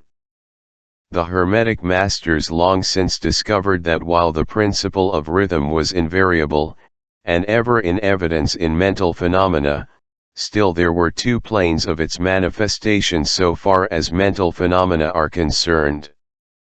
They discovered that there were two general planes of consciousness, the lower and the higher, the understanding of which fact enabled them to rise to the higher plane and thus escape the swing of the rhythmic pendulum which manifested on the lower plane. In other words, the swing of the pendulum occurred on the unconscious plane, and the consciousness was not affected. This they call the law of neutralization. Its operations consist in the raising of the ego above the vibrations of the unconscious plane of mental activity, so that the negative swing of the pendulum is not manifested in consciousness, and therefore they are not affected. It is akin to rising above a thing and letting it pass beneath you. The Hermetic master, or advanced student, polarizes himself at the desired pole, and by a process akin to refusing to participate in the backward swing or, if you prefer, a denial of its influence over him, he stands firm in his polarized position, and allows the mental pendulum to swing back along the unconscious plane. All individuals who have attained any degree of self-mastery, accomplish this, more or less unknowingly, and by refusing to allow their moods and negative mental states to affect them, they apply the law of neutralization. The master, however, carries this to a much higher degree of proficiency, and by the use of his will he attains a degree of poise and mental firmness almost impossible of belief on the part of those who allow themselves to be swung backward and forward by the mental pendulum of moods and feelings. The importance of this will be appreciated by any thinking person who realizes what creatures of moods, feelings, and emotion the majority of people are, and how little mastery of themselves they manifest. If you will stop and consider a moment, you will realize how much these swings of rhythm have affected you in your life, how a period of enthusiasm has been invariably followed by an opposite feeling and mood of depression. Likewise, your moods and periods of courage have been succeeded by equal moods of fear. And so it has ever been with the majority of persons. Tides of feeling have ever risen and fallen with them, but they have never suspected the cause or reason of the mental phenomena. An understanding of the workings of this principle will give one the key to the mastery of these rhythmic swings of feeling, and will enable him to know himself better and to avoid being carried away by these inflows and outflows. The will is superior to the conscious manifestation of this principle, although the principle itself can never be destroyed. We may escape its effects, but the principle operates, nevertheless. The pendulum ever swings, although we may escape being carried along with it. There are other features of the operation of this principle of rhythm of which we wish to speak at this point. There comes into its operations that which is known as the law of compensation. One of the definitions or meanings of the word compensate is, to counterbalance, which is the sense in which the Hermetists use the term. It is this law of compensation to which the Kybalion refers when it says, the measure of the swing to the right is the measure of the swing to the left, rhythm compensates. The law of compensation is that the swing in one direction determines the swing in the opposite direction, or to the opposite pole the one balances, or counterbalances, the other. On the physical plane we see many examples of this law. The pendulum of the clock swings a certain distance to the right, and then an equal distance to the left. The seasons balance each other in the same way. The tides follow the same law. And the same law is manifested in all the phenomena of rhythm. The pendulum, with a short swing in one direction, has but a short swing in the other, while the long swing to the right invariably means the long swing to the left. An object hurled upward to a certain height has an equal distance to traverse on its return. The force with which a projectile is sent upward a mile is reproduced when the projectile returns to the earth on its return journey. This law is constant on the physical plane, as reference to the standard authorities will show you. But the Hermetists carry it still further. They teach that a man's mental states are subject to the same law. The man who enjoys keenly, is subject to keen suffering, while he who feels but little pain is capable of feeling but little joy. The pig suffers but little mentally, and enjoys but little. He is compensated. And on the other hand, there are other animals who enjoy keenly, but whose nervous organism and temperament cause them to suffer exquisite degrees of pain, and so it is with man. There are temperaments which permit of but low degrees of enjoyment, and equally low degrees of suffering, while there are others which permit the most intense enjoyment, but also the most intense suffering. The rule is that the capacity for pain and pleasure, in each individual, are balanced. The law of compensation is in full operation here. But the Hermetists go still further in this matter. They teach that before one is able to enjoy a certain degree of pleasure, he must have swung as far, proportionately, toward the other pole of feeling. They hold, however, that the negative is precedent to the positive in this matter, that is to say that in experiencing a certain degree of pleasure it does not follow that he will have to pay up for it with a corresponding degree of pain. On the contrary, the pleasure is the rhythmic swing, according to the law of compensation, for a degree of pain previously experienced either in the present life, or in a previous incarnation. This throws a new light on the problem of pain. The Hermetists regard the chain of lives as continuous, and as forming a part of one life of the individual, so that in consequence the rhythmic swing is understood in this way, while it would be without meaning unless the truth of reincarnation is admitted. But the Hermetists claim that the master or advanced student is able, to a great degree, to escape the swing toward pain, by the process of neutralization before mentioned. By rising onto the higher plane of the ego, much of the experience that comes to those dwelling on the lower plane is avoided and escaped. The law of compensation plays an important part in the lives of men and women. It will be noticed that one generally pays the price of anything he possesses or lacks. If he has one thing, he lacks another. The balance is struck. No one can keep his penny and have the bit of cake at the same time. Everything has its pleasant and unpleasant sides. The things that one gains are always paid for by the things that one loses. The rich possess much that the poor lack, while the poor often possess things that are beyond the reach of the rich. The millionaire may have the inclination toward feasting, and the wealth wherewith to secure all the dainties and luxuries of the table, while he lacks the appetite to enjoy the same.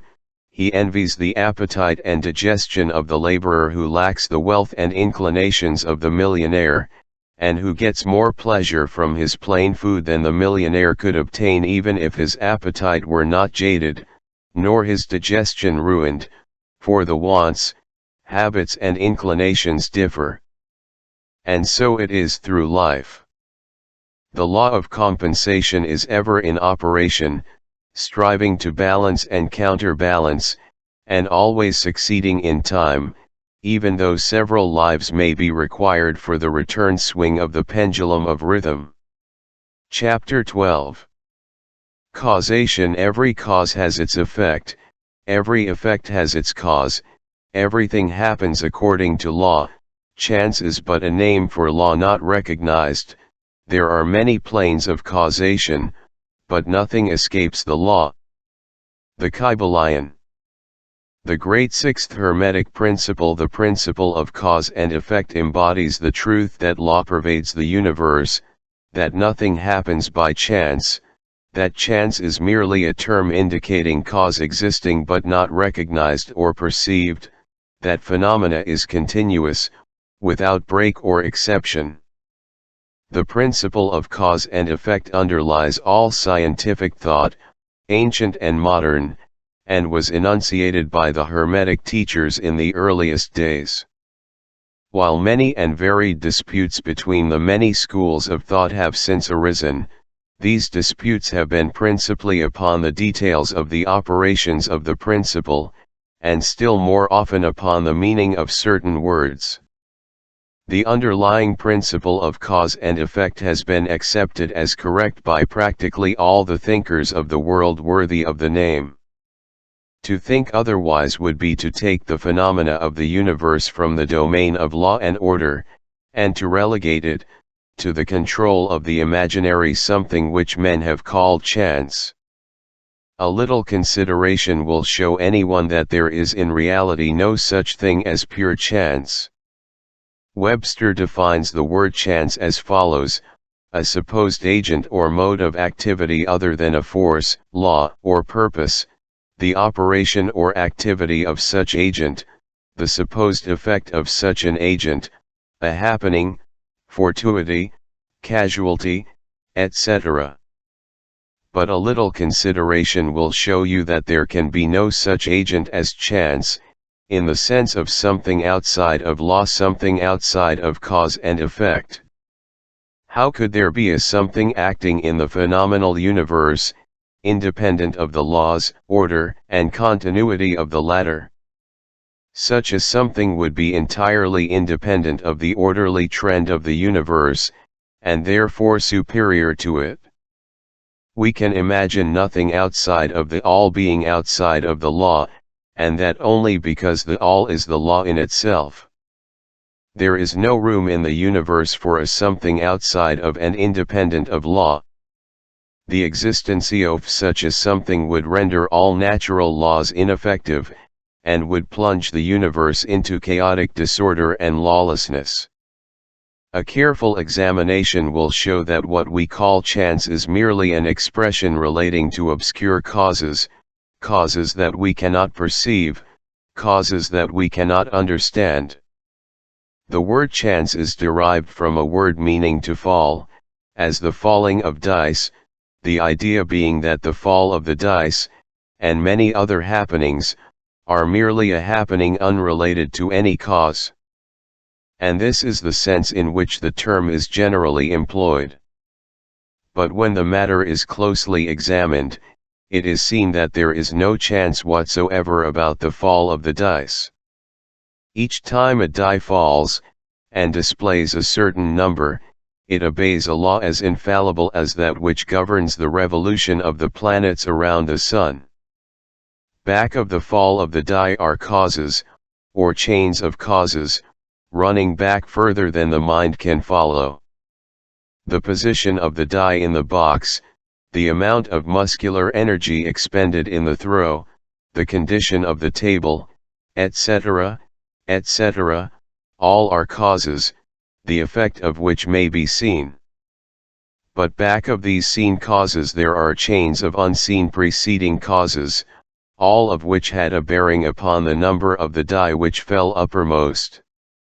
If a die cast a great number of times, it will be found that the numbers shown will be about equal, that is, there will be an equal number of 1 spot, 2 spot, etc. coming uppermost. Toss a penny in the air, and it may come down either heads or tails, but make a sufficient number of tosses, and the heads and tails will about even up. This is the operation of the law of average. But both the average and the single toss come under the law of cause and effect, and if we were able to examine into the preceding causes, it would be clearly seen that it was simply impossible for the die to fall other than it did, under the same circumstances and at the same time. Given the same causes, the same results will follow. There is always a cause and a because to every event. Nothing ever happens without a cause, or rather a chain of causes. Some confusion has arisen in the minds of persons considering this principle, from the fact that they were unable to explain how one thing could cause another thing, that is, be the creator of the second thing. As a matter of fact, no thing ever causes or creates another thing. Cause and effect deals merely with events.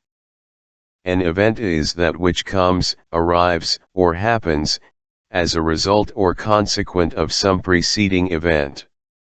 No event creates another event, but is merely a preceding link in the great orderly chain of events flowing from the creative energy of the All. There is a continuity between all events precedent, consequent and subsequent. There is a relation existing between everything that has gone before, and everything that follows. A stone is dislodged from a mountainside and crashes through a roof of a cottage in the valley below. At first sight we regard this as a chance effect, but when we examine the matter we find a great chain of causes behind it.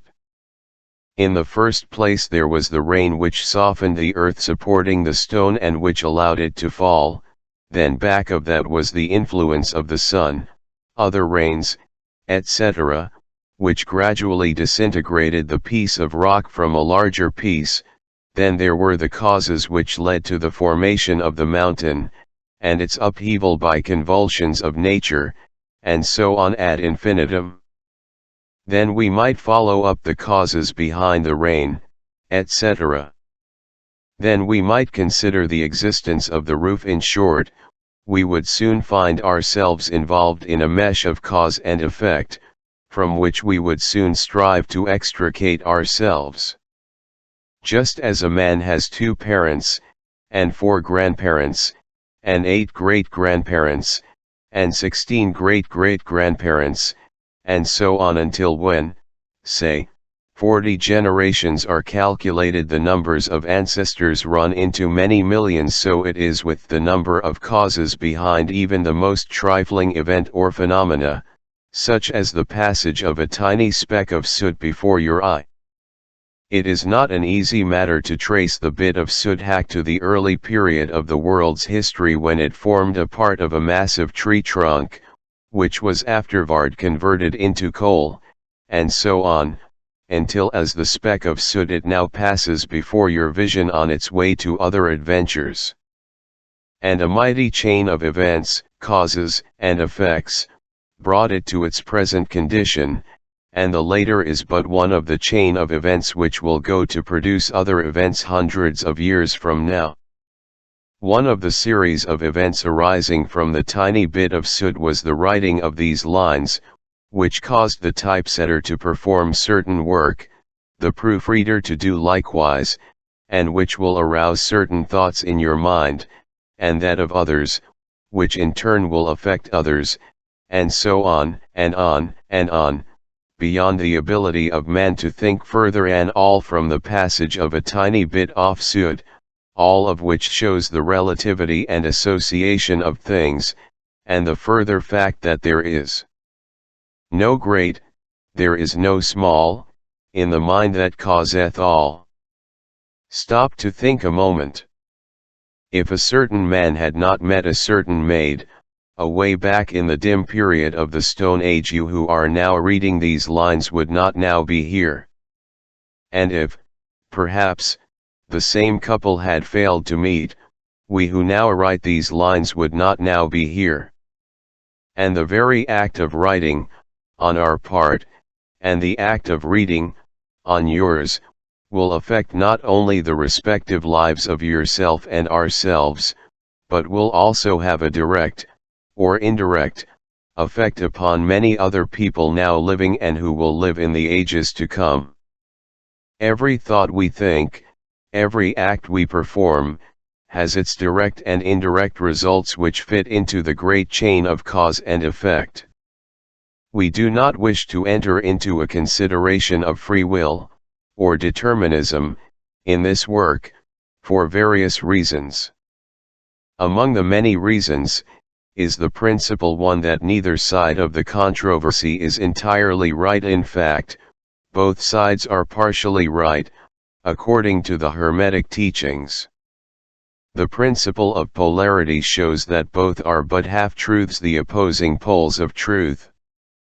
The teachings are that a man may be both free and yet bound by necessity, depending upon the meaning of the terms, and the height of truth from which the matter is examined.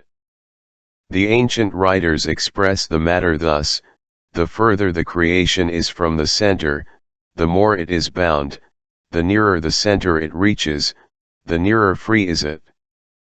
The majority of people are more or less the slaves of heredity, environment, etc., and manifest very little freedom. They are swayed by the opinions, customs, and thoughts of the outside world, and also by their emotions, feelings, moods, etc. They manifest no mastery, worthy of the name.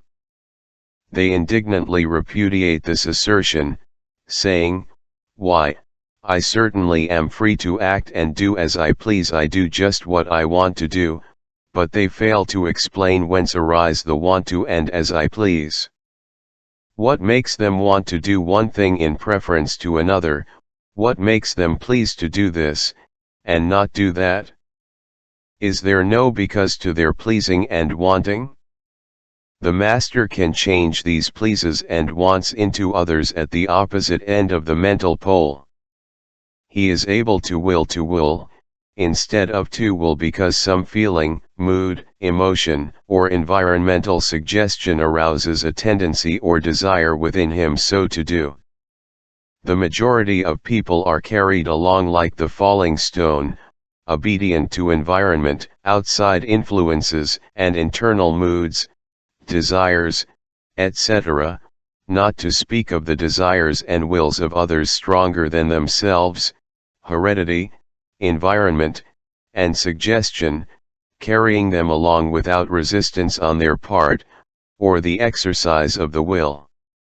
Moved like the pawns on the checkerboard of life, they play their parts and are laid aside after the game is over. But the masters, knowing the rules of the game, rise above the plane of material life, and placing themselves in touch with the higher powers of their nature, dominate their own moods, characters, qualities, and polarity, as well as the environment surrounding them, and thus become movers in the game, instead of pawns, causes instead of effects. The masters do not escape the causation of the higher planes, but fall in with the higher laws, and thus master circumstances on the lower plane. They thus form a conscious part of the law, instead of being mere blind instruments. While they serve on the higher planes, they rule on the material plane. But, on higher and on lower, the law is always in operation. There is no such thing as chance. The blind goddess has been abolished by reason.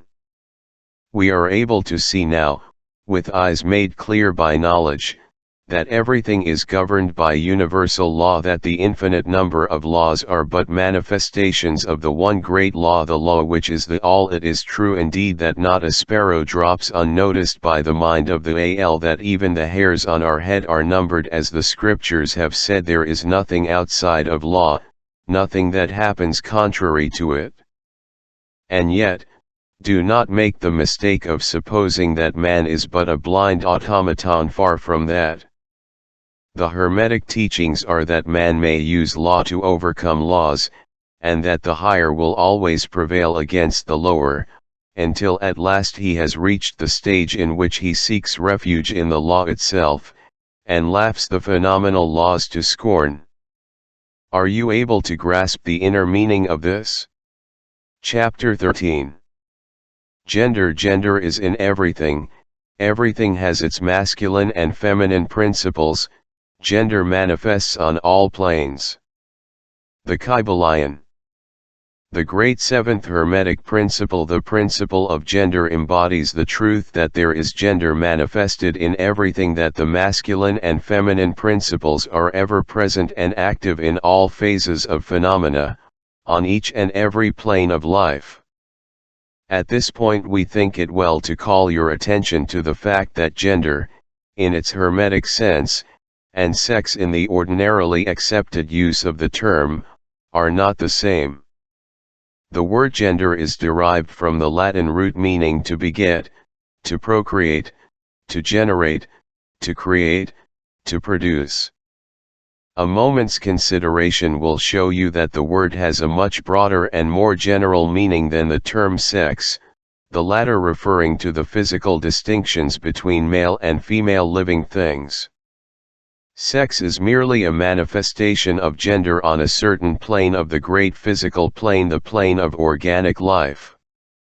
We wish to impress this distinction upon your minds, for the reason that certain writers, who have acquired a smattering of the Hermetic philosophy, have sought to identify this seventh Hermetic principle with wild and fanciful, and often reprehensible, theories and teachings regarding sex.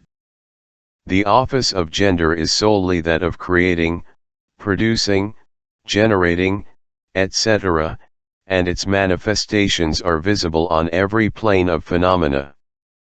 It is somewhat difficult to produce proofs of this along scientific lines, for the reason that science has not as yet recognized this principle as of universal application.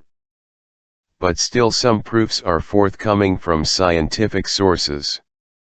In the first place, we find a distinct manifestation of the principle of gender among the corpuscles, ions, or electrons, which constitute the basis of matter as science now knows the latter, and which by forming certain combinations form the atom, which until lately was regarded as final and indivisible. The latest word of science is that the atom is composed of a multitude of corpuscles, electrons, or ions, the various names being applied by different authorities, revolving around each other and vibrating at a high degree and intensity. But the accompanying statement is made that the formation of the atom is really due to the clustering of negative corpuscles around a positive one, the positive corpuscles seeming to exert a certain influence upon the negative corpuscles, causing the latter to assume certain combinations and thus create or generate an atom. This is in line with the most ancient Hermetic teachings, which have always identified the masculine principle of gender with the positive, and the feminine with the negative poles of electricity, so called. Now a word at this point regarding this identification. The public mind has formed an entirely erroneous impression regarding the qualities of the so-called negative pole of electrified or magnetized matter. The terms positive and negative are very wrongly applied to this phenomenon by science. The word positive means something real and strong, as compared with a negative unreality or weakness. Nothing is further from the real facts of electrical phenomenon. The so-called negative pole of the battery is really the pole in and by which the generation or production of new forms and energies is manifested. There is nothing negative about it. The best scientific authorities now use the word cathode in place of negative, the word cathode coming from the Greek root meaning descent, the path of generation, etc. From the cathode pole emerge the swarm of electrons or corpuscles, from the same pole emerge those wonderful rays which have revolutionized scientific conceptions during the past decade. The cathode pole is the mother of all of the strange phenomena which have rendered useless the old textbooks, and which have caused many long accepted theories to be relegated to the scrap pile of scientific speculation. The cathode, or negative pole, is the mother principle of electrical phenomena, and of the finest forms of matter as yet known to science.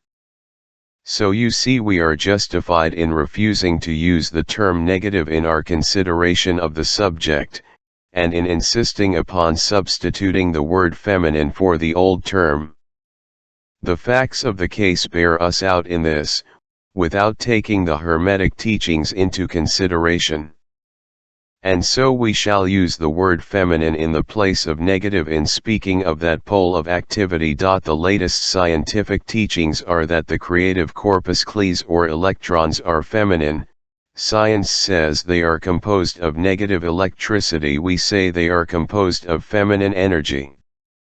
A feminine corpuscle becomes detached from, or rather leaves, a masculine corpuscle, and starts on a new career. It actively seeks a union with a masculine corpuscle, being urged thereto by the natural impulse to create new forms of matter or energy. One writer goes so far as to use the term it at once seeks, of its own volition, a union, etc. This detachment and uniting form the basis of the greater part of the activities of the chemical world.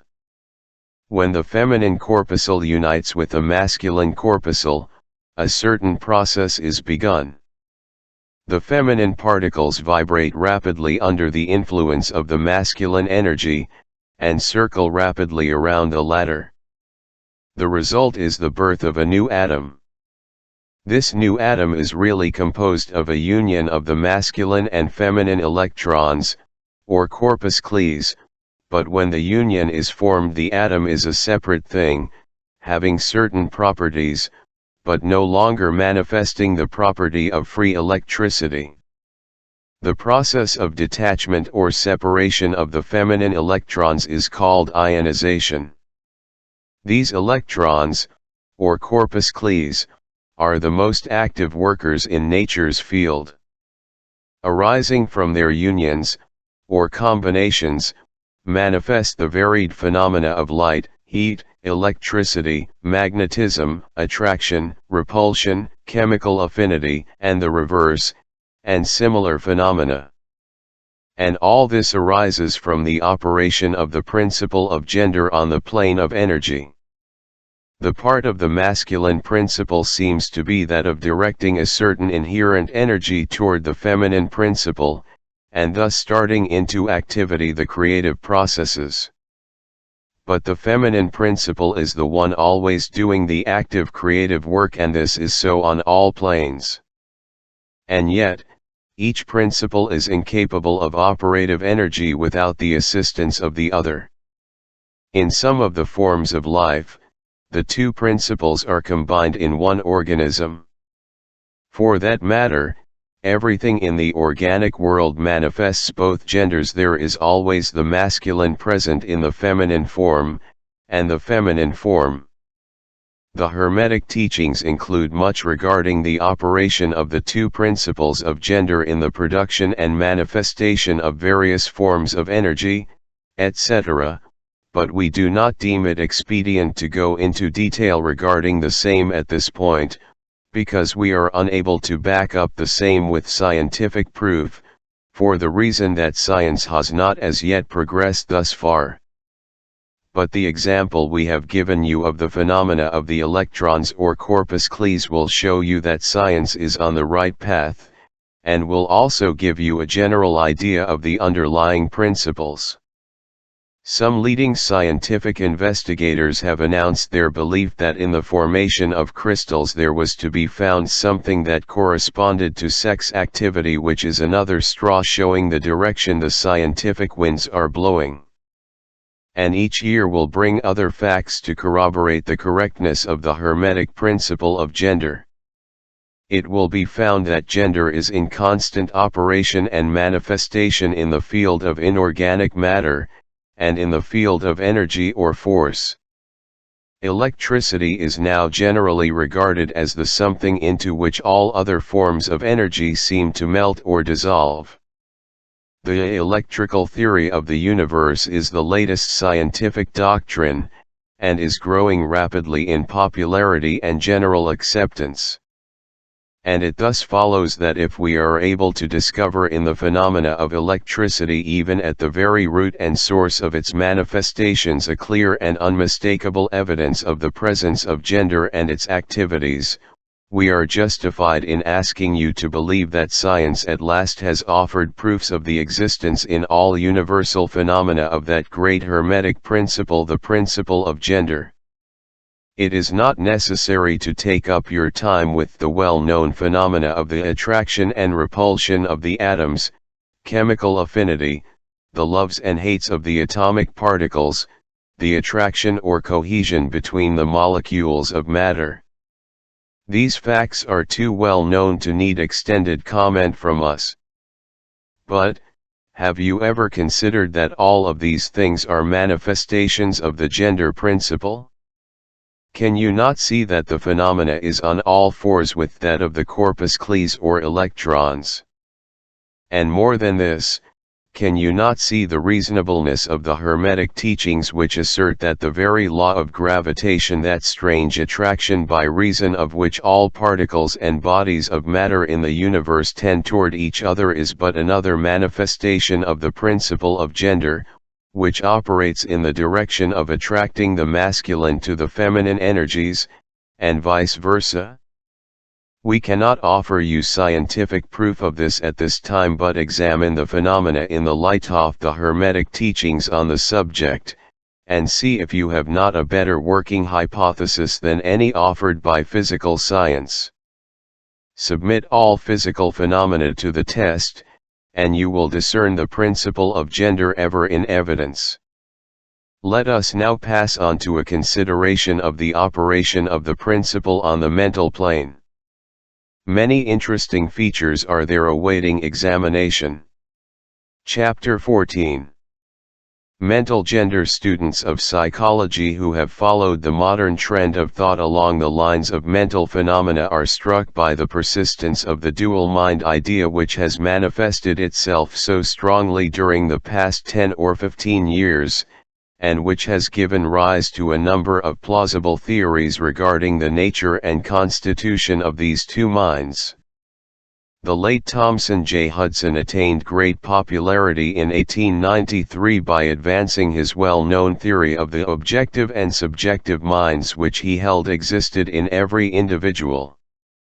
Other writers have attracted almost equal attention by the theories regarding the conscious and subconscious minds, the voluntary and involuntary minds, the active and passive minds, etc., etc. The theories of the various writers differ from each other, but there remains the underlying principle of the duality of mind. The student of the Hermetic philosophy is tempted to smile when he reads and hears of these many new theories regarding the duality of mind, each school adhering tenaciously to its own pet theories, and each claiming to have discovered the truth. The student turns back the pages of occult history, and away back in the dim beginnings of occult teachings he finds references to the ancient Hermetic doctrine of the principle of gender on the mental plane, the manifestation of mental gender. And examining further, he finds that the ancient philosophy took cognizance of the phenomenon of the dual mind, and accounted for it by the theory of mental gender. This idea of mental gender may be explained in a few words to students who are familiar with the modern theories just alluded to. The masculine principle of mind corresponds to the so-called objective mind, conscious mind, voluntary mind, active mind, etc. And the feminine principle of mind corresponds to the so-called subjective mind, subconscious mind, involuntary mind, passive mind, etc. Of course, the Hermetic teachings do not agree with the many modern theories regarding the nature of the two phases of mind, nor does it admit many of the facts claimed for the two respective aspects, some of the said theories and claims being very far-fetched and incapable of standing the test of experiment and demonstration. We point to the phases of agreement merely for the purpose of helping the student to assimilate his previously acquired knowledge with the teachings of the Hermetic philosophy. Students of Hudson will notice the statement at the beginning of his second chapter of The Law of Psychic Phenomena, that the mystic jargon of the Hermetic philosophers discloses the same general idea, i.e., the duality of mind.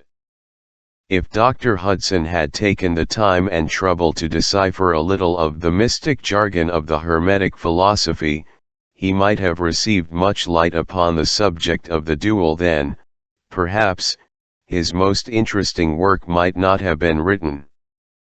Let us now consider the Hermetic teachings regarding mental gender. The Hermetic teachers impart their instruction regarding this subject by bidding their students examine the report of their consciousness regarding their self. The students are bidden to turn their attention inward upon the self dwelling within each. Each student is led to see that his consciousness gives him first a report of the existence of his self. The report is LAM. This at first seems to be the final words from the consciousness, but a little further examination discloses the fact that this LAM may be separated or split into two distinct parts, or aspects, which while working in unison and in conjunction, yet, nevertheless, may be separated in consciousness. While at first there seems to be only an L existing, a more careful and closer examination reveals the fact that there exists an L and a me. These mental twins differ in their characteristics and nature, and an examination of their nature and the phenomena arising from the same will throw much light upon many of the problems of mental influence. Let us begin with a consideration of the me, which is usually mistaken for the I by the student, until he presses the inquiry a little further back into the recesses of consciousness. A man thinks of his self, in its aspect of me, as being composed of certain feelings, tastes, likes, dislikes, habits, peculiarities, characteristics, etc., all of which go to make up his personality, or the self known to himself and others. He knows that these emotions and feelings change, are born and die away, are subject to the principle of rhythm, and the principle of polarity, which take him from one extreme of feeling to another. He also thinks of the me as being certain knowledge gathered together in his mind, and thus forming a part of himself. This is the me of a man. But we have proceeded too hastily. The me of many men may be said to consist largely of their consciousness of the body and their physical appetites, etc. Their consciousness being largely bound up with their bodily nature, they practically live there. Some men even go so far as to regard their personal apparel as a part of their me and actually seem to consider it a part of themselves. A writer has humorously said that men consist of three parts: soul, body, and clothes. These clothes-conscious people would lose their personality if divested of their clothing by savages upon the occasion of a shipwreck. But even many who are not so closely bound up with the idea of personal rhyme and stick closely to the consciousness of their bodies being their me, they cannot conceive of a self independent of the body. Their mind seems to them to be practically as something belonging to their body, which in many cases it is indeed.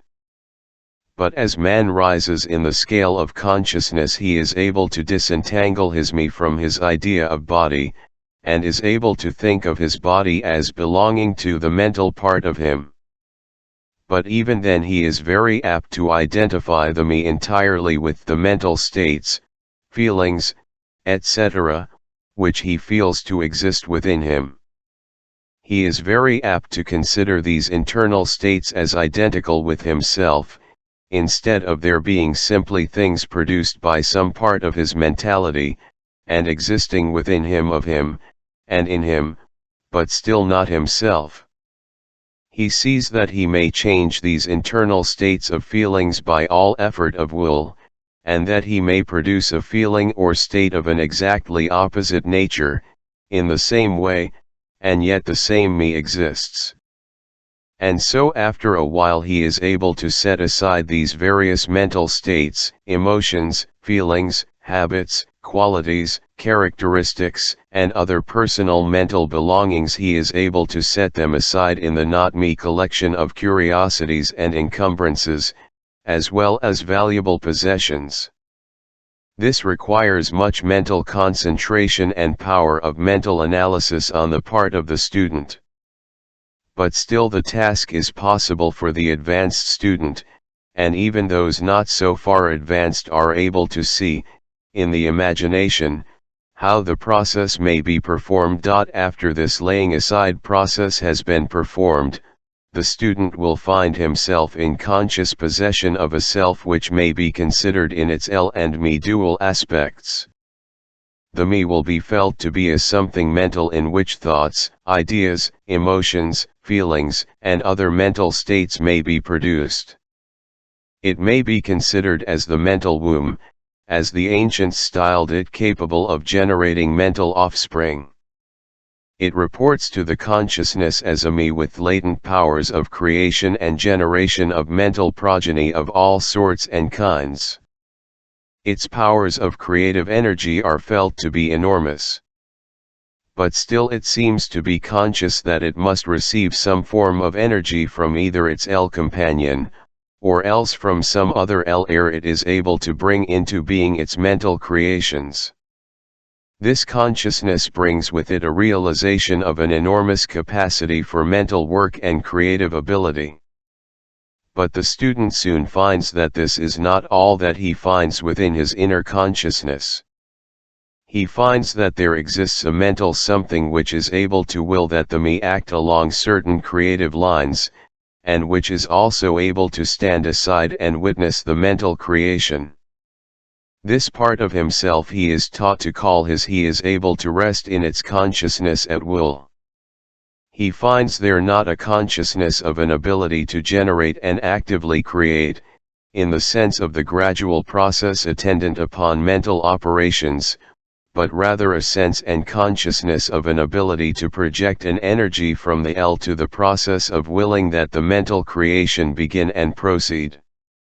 He also finds that the L is able to stand aside and witness the operations of the me's mental creation and generation.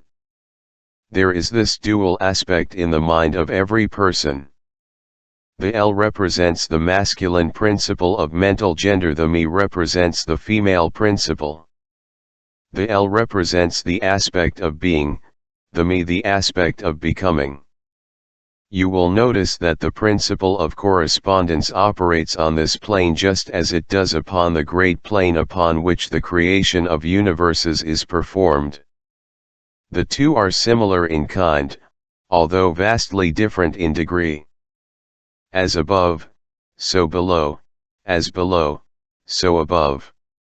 These aspects of mind, the masculine and feminine principles, the L and the me, considered in connection with the well-known mental and psychic phenomena, give the master key to these dimly known regions of mental operation and manifestation. The principle of mental gender gives the truth underlying the whole field of the phenomena of mental influence, etc.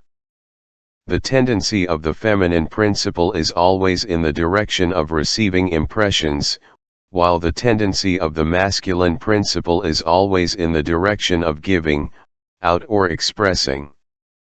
The feminine principle has much more varied field of operation than has the masculine principle. The feminine principle conducts the work of generating new thoughts, concepts, ideas, including the work of the imagination. The masculine principle contents itself with the work of the will in its varied phases.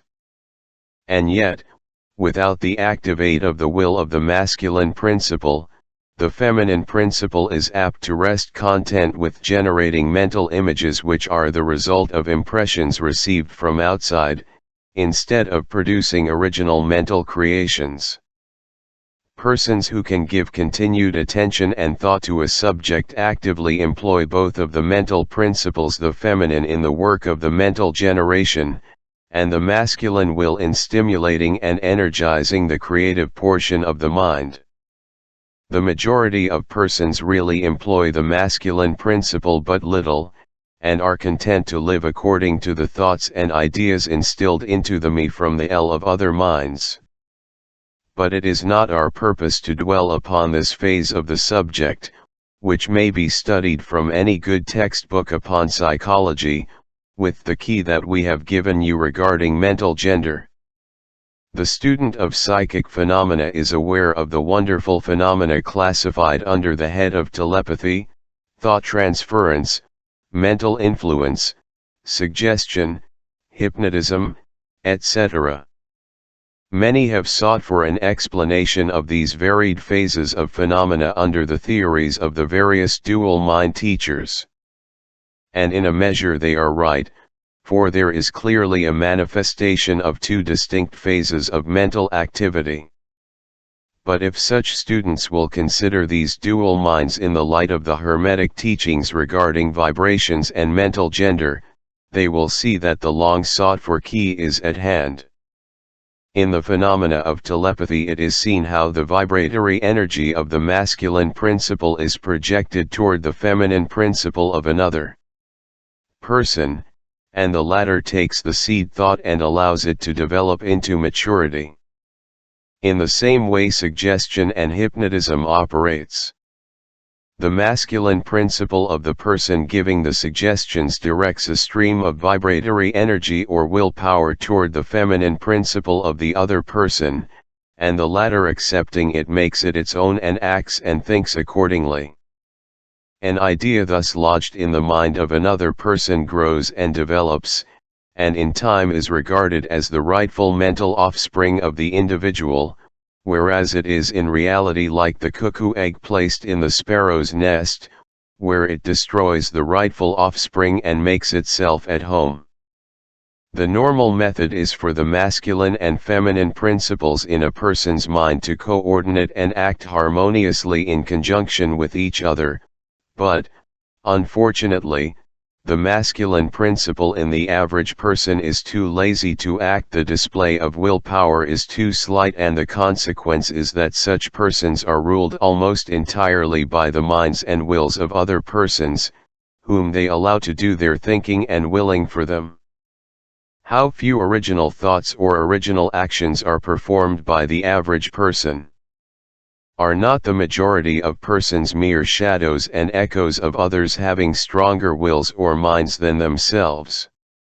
The trouble is that the average person dwells almost altogether in his me consciousness and does not realize that he has such a thing as an he is polarized in his feminine principle of mind, and the masculine principle, in which is lodged the will, is allowed to remain inactive and not employed. The strong men and women of the world invariably manifest the masculine principle of will, and their strength depends materially upon this fact. Instead of living upon the impressions made upon their minds by others, they dominate their own minds by their will, obtaining the kind of mental images desired, and moreover dominate the minds of others likewise, in the same manner. Look at the strong people, how they manage to implant their seed thoughts in the minds of the masses of the people, thus causing the latter to think thoughts in accordance with the desires and wills of the strong individuals. This is why the masses of people are such sheep-like creatures, never originating an idea of their own, nor using their own powers of mental activity. The manifestation of mental gender may be noticed all around us in everyday life. The magnetic persons are those who are able to use the masculine principle in the way of impressing their ideas upon others. The actor who makes people weep or cry as he wills, is employing this principle. And so is the successful orator, statesman, preacher, writer, or other people who are before the public attention. The peculiar influence exerted by some people over others is due to the manifestation of mental gender, along the vibrational lines above indicated. In this principle lies the secret of personal magnetism, personal influence, fascination, etc., as well as the phenomena generally grouped under the name of hypnotism. The student who has familiarized himself with the phenomena generally spoken of as psychic will have discovered the important part played in the said phenomena by that force which science has styled suggestion, by which term is meant the process or method whereby an idea is transferred to, or impressed upon the mind of another, causing the second mind to act in accordance therewith. A correct understanding of suggestion is necessary in order to intelligently comprehend the varied psychical phenomena which suggestion underlies. But, Still more is a knowledge of vibration and mental gender necessary for the student of suggestion. For the whole principle of suggestion depends upon the principle of mental gender and vibration. It is customary for the writers and teachers of suggestion to explain that it is the objective or voluntary mind which make the mental impression, or suggestion, upon the subjective or involuntary mind. But they do not describe the process or give us any analogy in nature whereby we may more readily comprehend the idea. But if you will think of the matter in the light of the Hermetic teachings, you will be able to see that the energizing of the feminine principle by the vibratory energy of the masculine principle is in accordance to the universal laws of nature, and that the natural world affords countless analogies whereby the principle may be understood.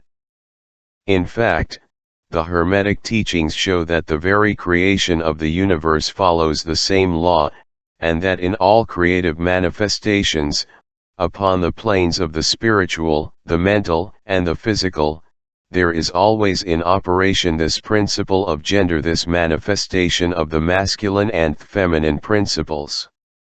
As above, so below; as below, so above. And more than this, when the principle of mental gender is once grasped and understood, the varied phenomena of psychology at once becomes capable of intelligent classification and study, instead of being very much in the dark. The principle works out in practice, because it is based upon the immutable universal laws of life.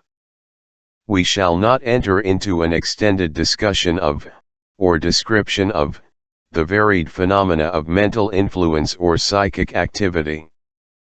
There are many books, many of them quite good, which have been written and published on this subject of late years.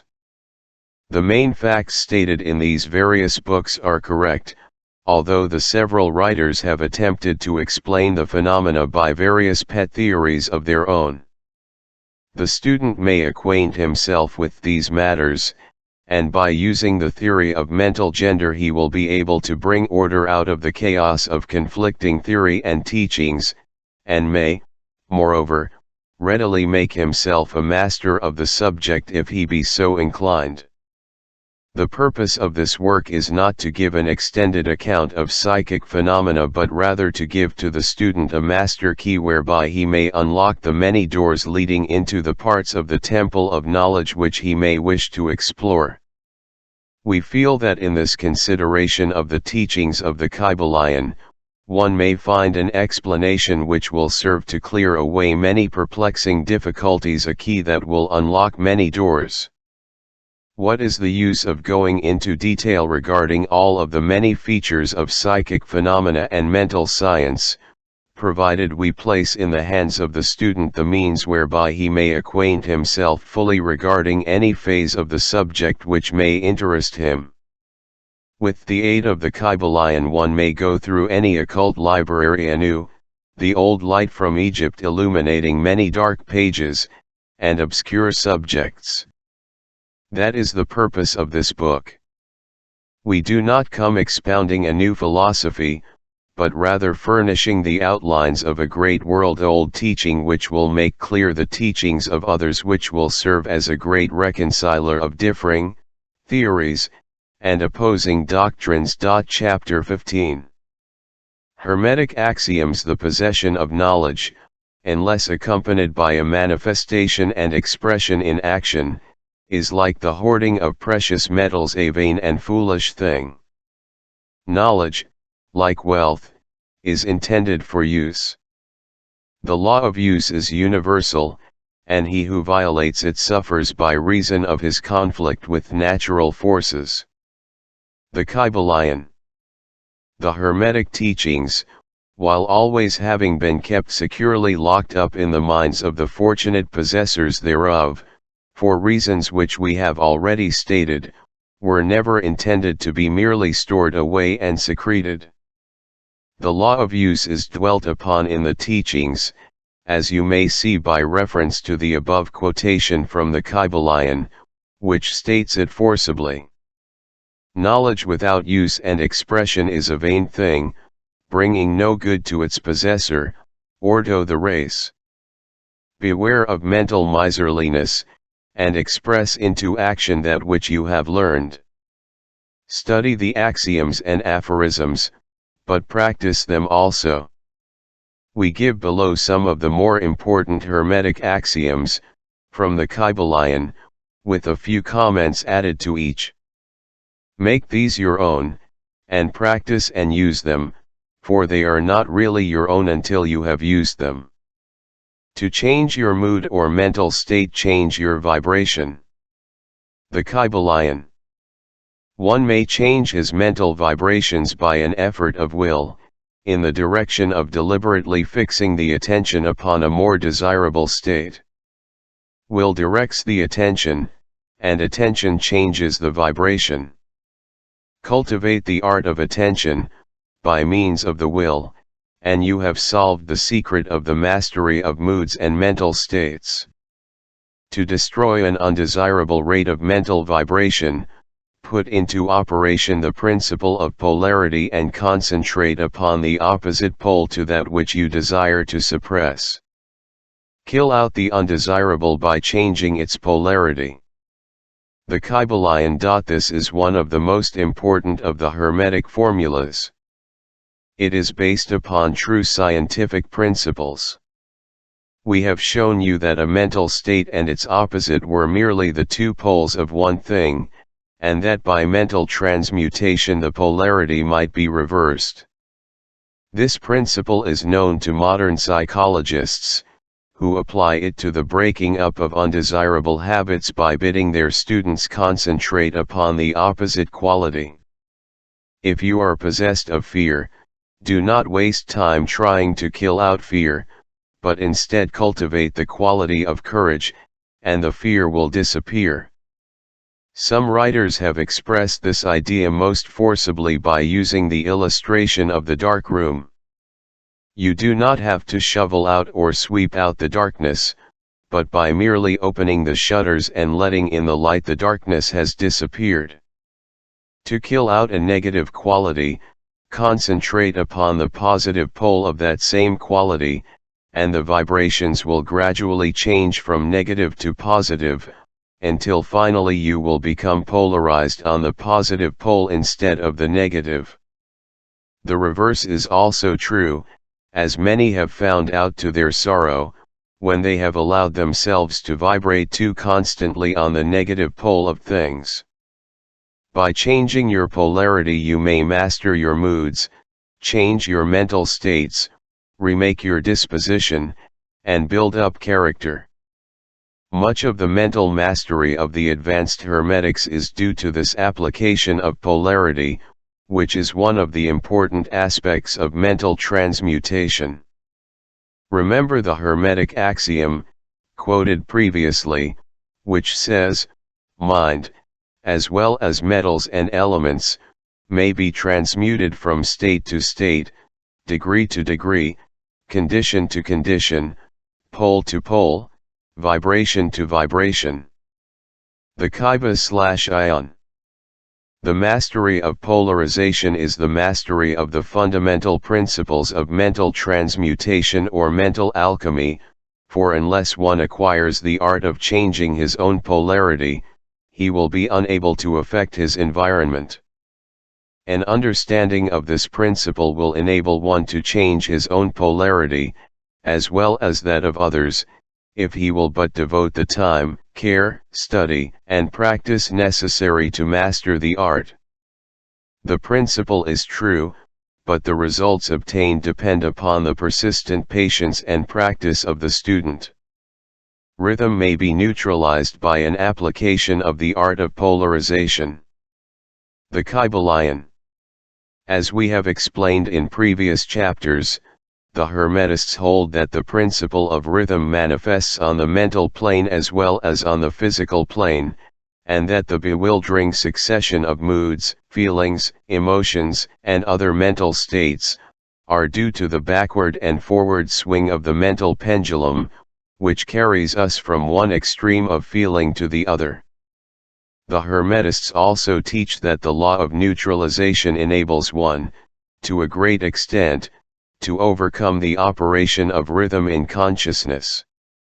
As we have explained, there is a higher plane of consciousness, as well as the ordinary lower plane, and the master by rising mentally to the higher plane causes the swing of the mental pendulum to manifest on the lower plane, and he, dwelling on his higher plane, escapes the consciousness of the swing backward.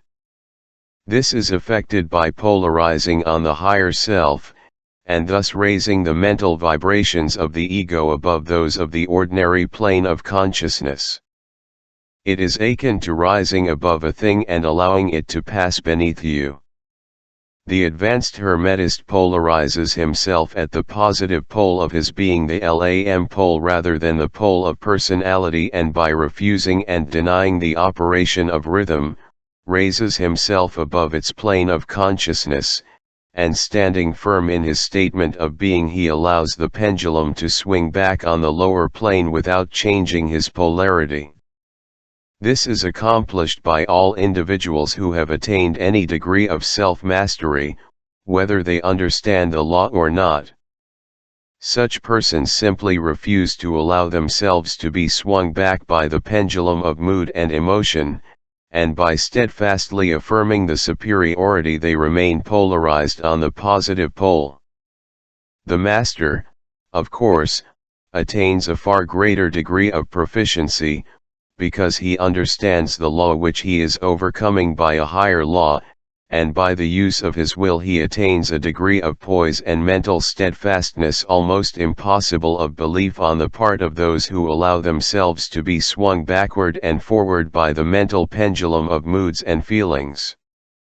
Remember always, however, that you do not really destroy the principle of rhythm, for that is indestructible. You simply overcome one law by counterbalancing it with another and thus maintain an equilibrium. The laws of balance and counterbalance are in operation on the mental as well as on the physical planes, and an understanding of these laws enables one to seem to overthrow laws, whereas he is merely exerting a counterbalance. Nothing escapes the principle of cause and effect, but there are many planes of causation, and one may use the laws of the higher to overcome the laws of the lower. The Kybalion. By an understanding of the practice of polarization, the Hermetists rise to a higher plane of causation and thus counterbalance the laws of the lower planes of causation. By rising above the plane of ordinary causes they become themselves, in a degree, causes instead of being merely caused.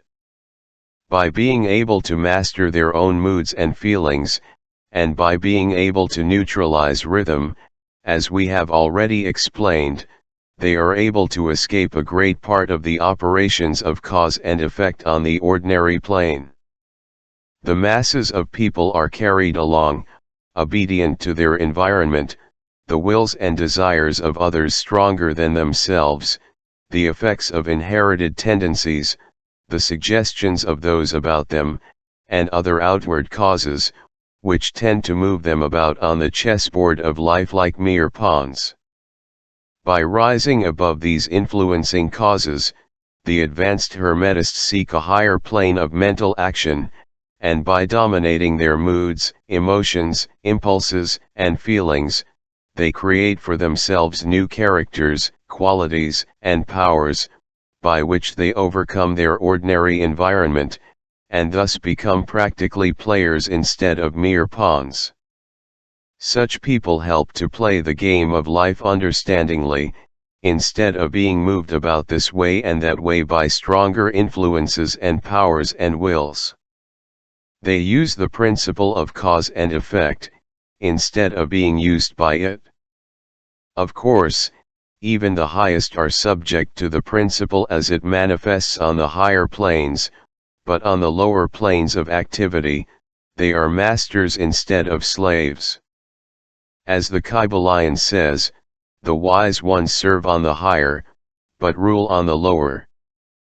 They obey the laws coming from above them, but on their own plane, and those below them they rule and give orders.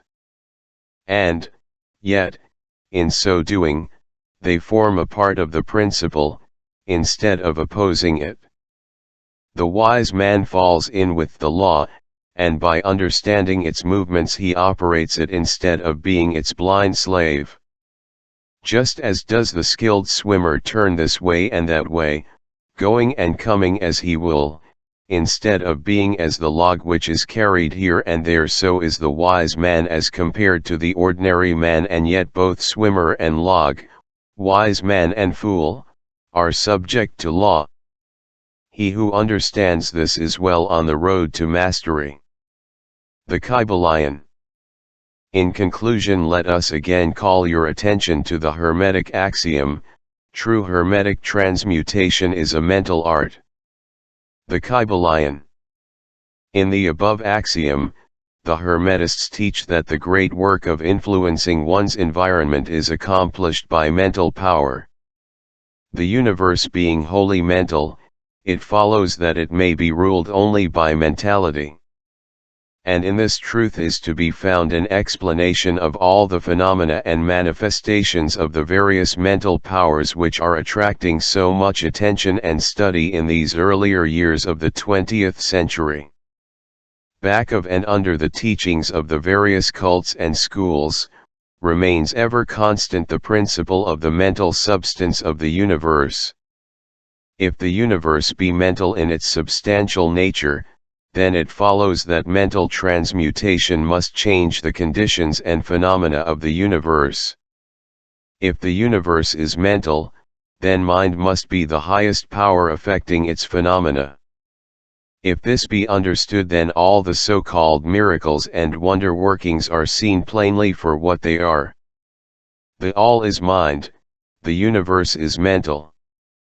The Kybalion.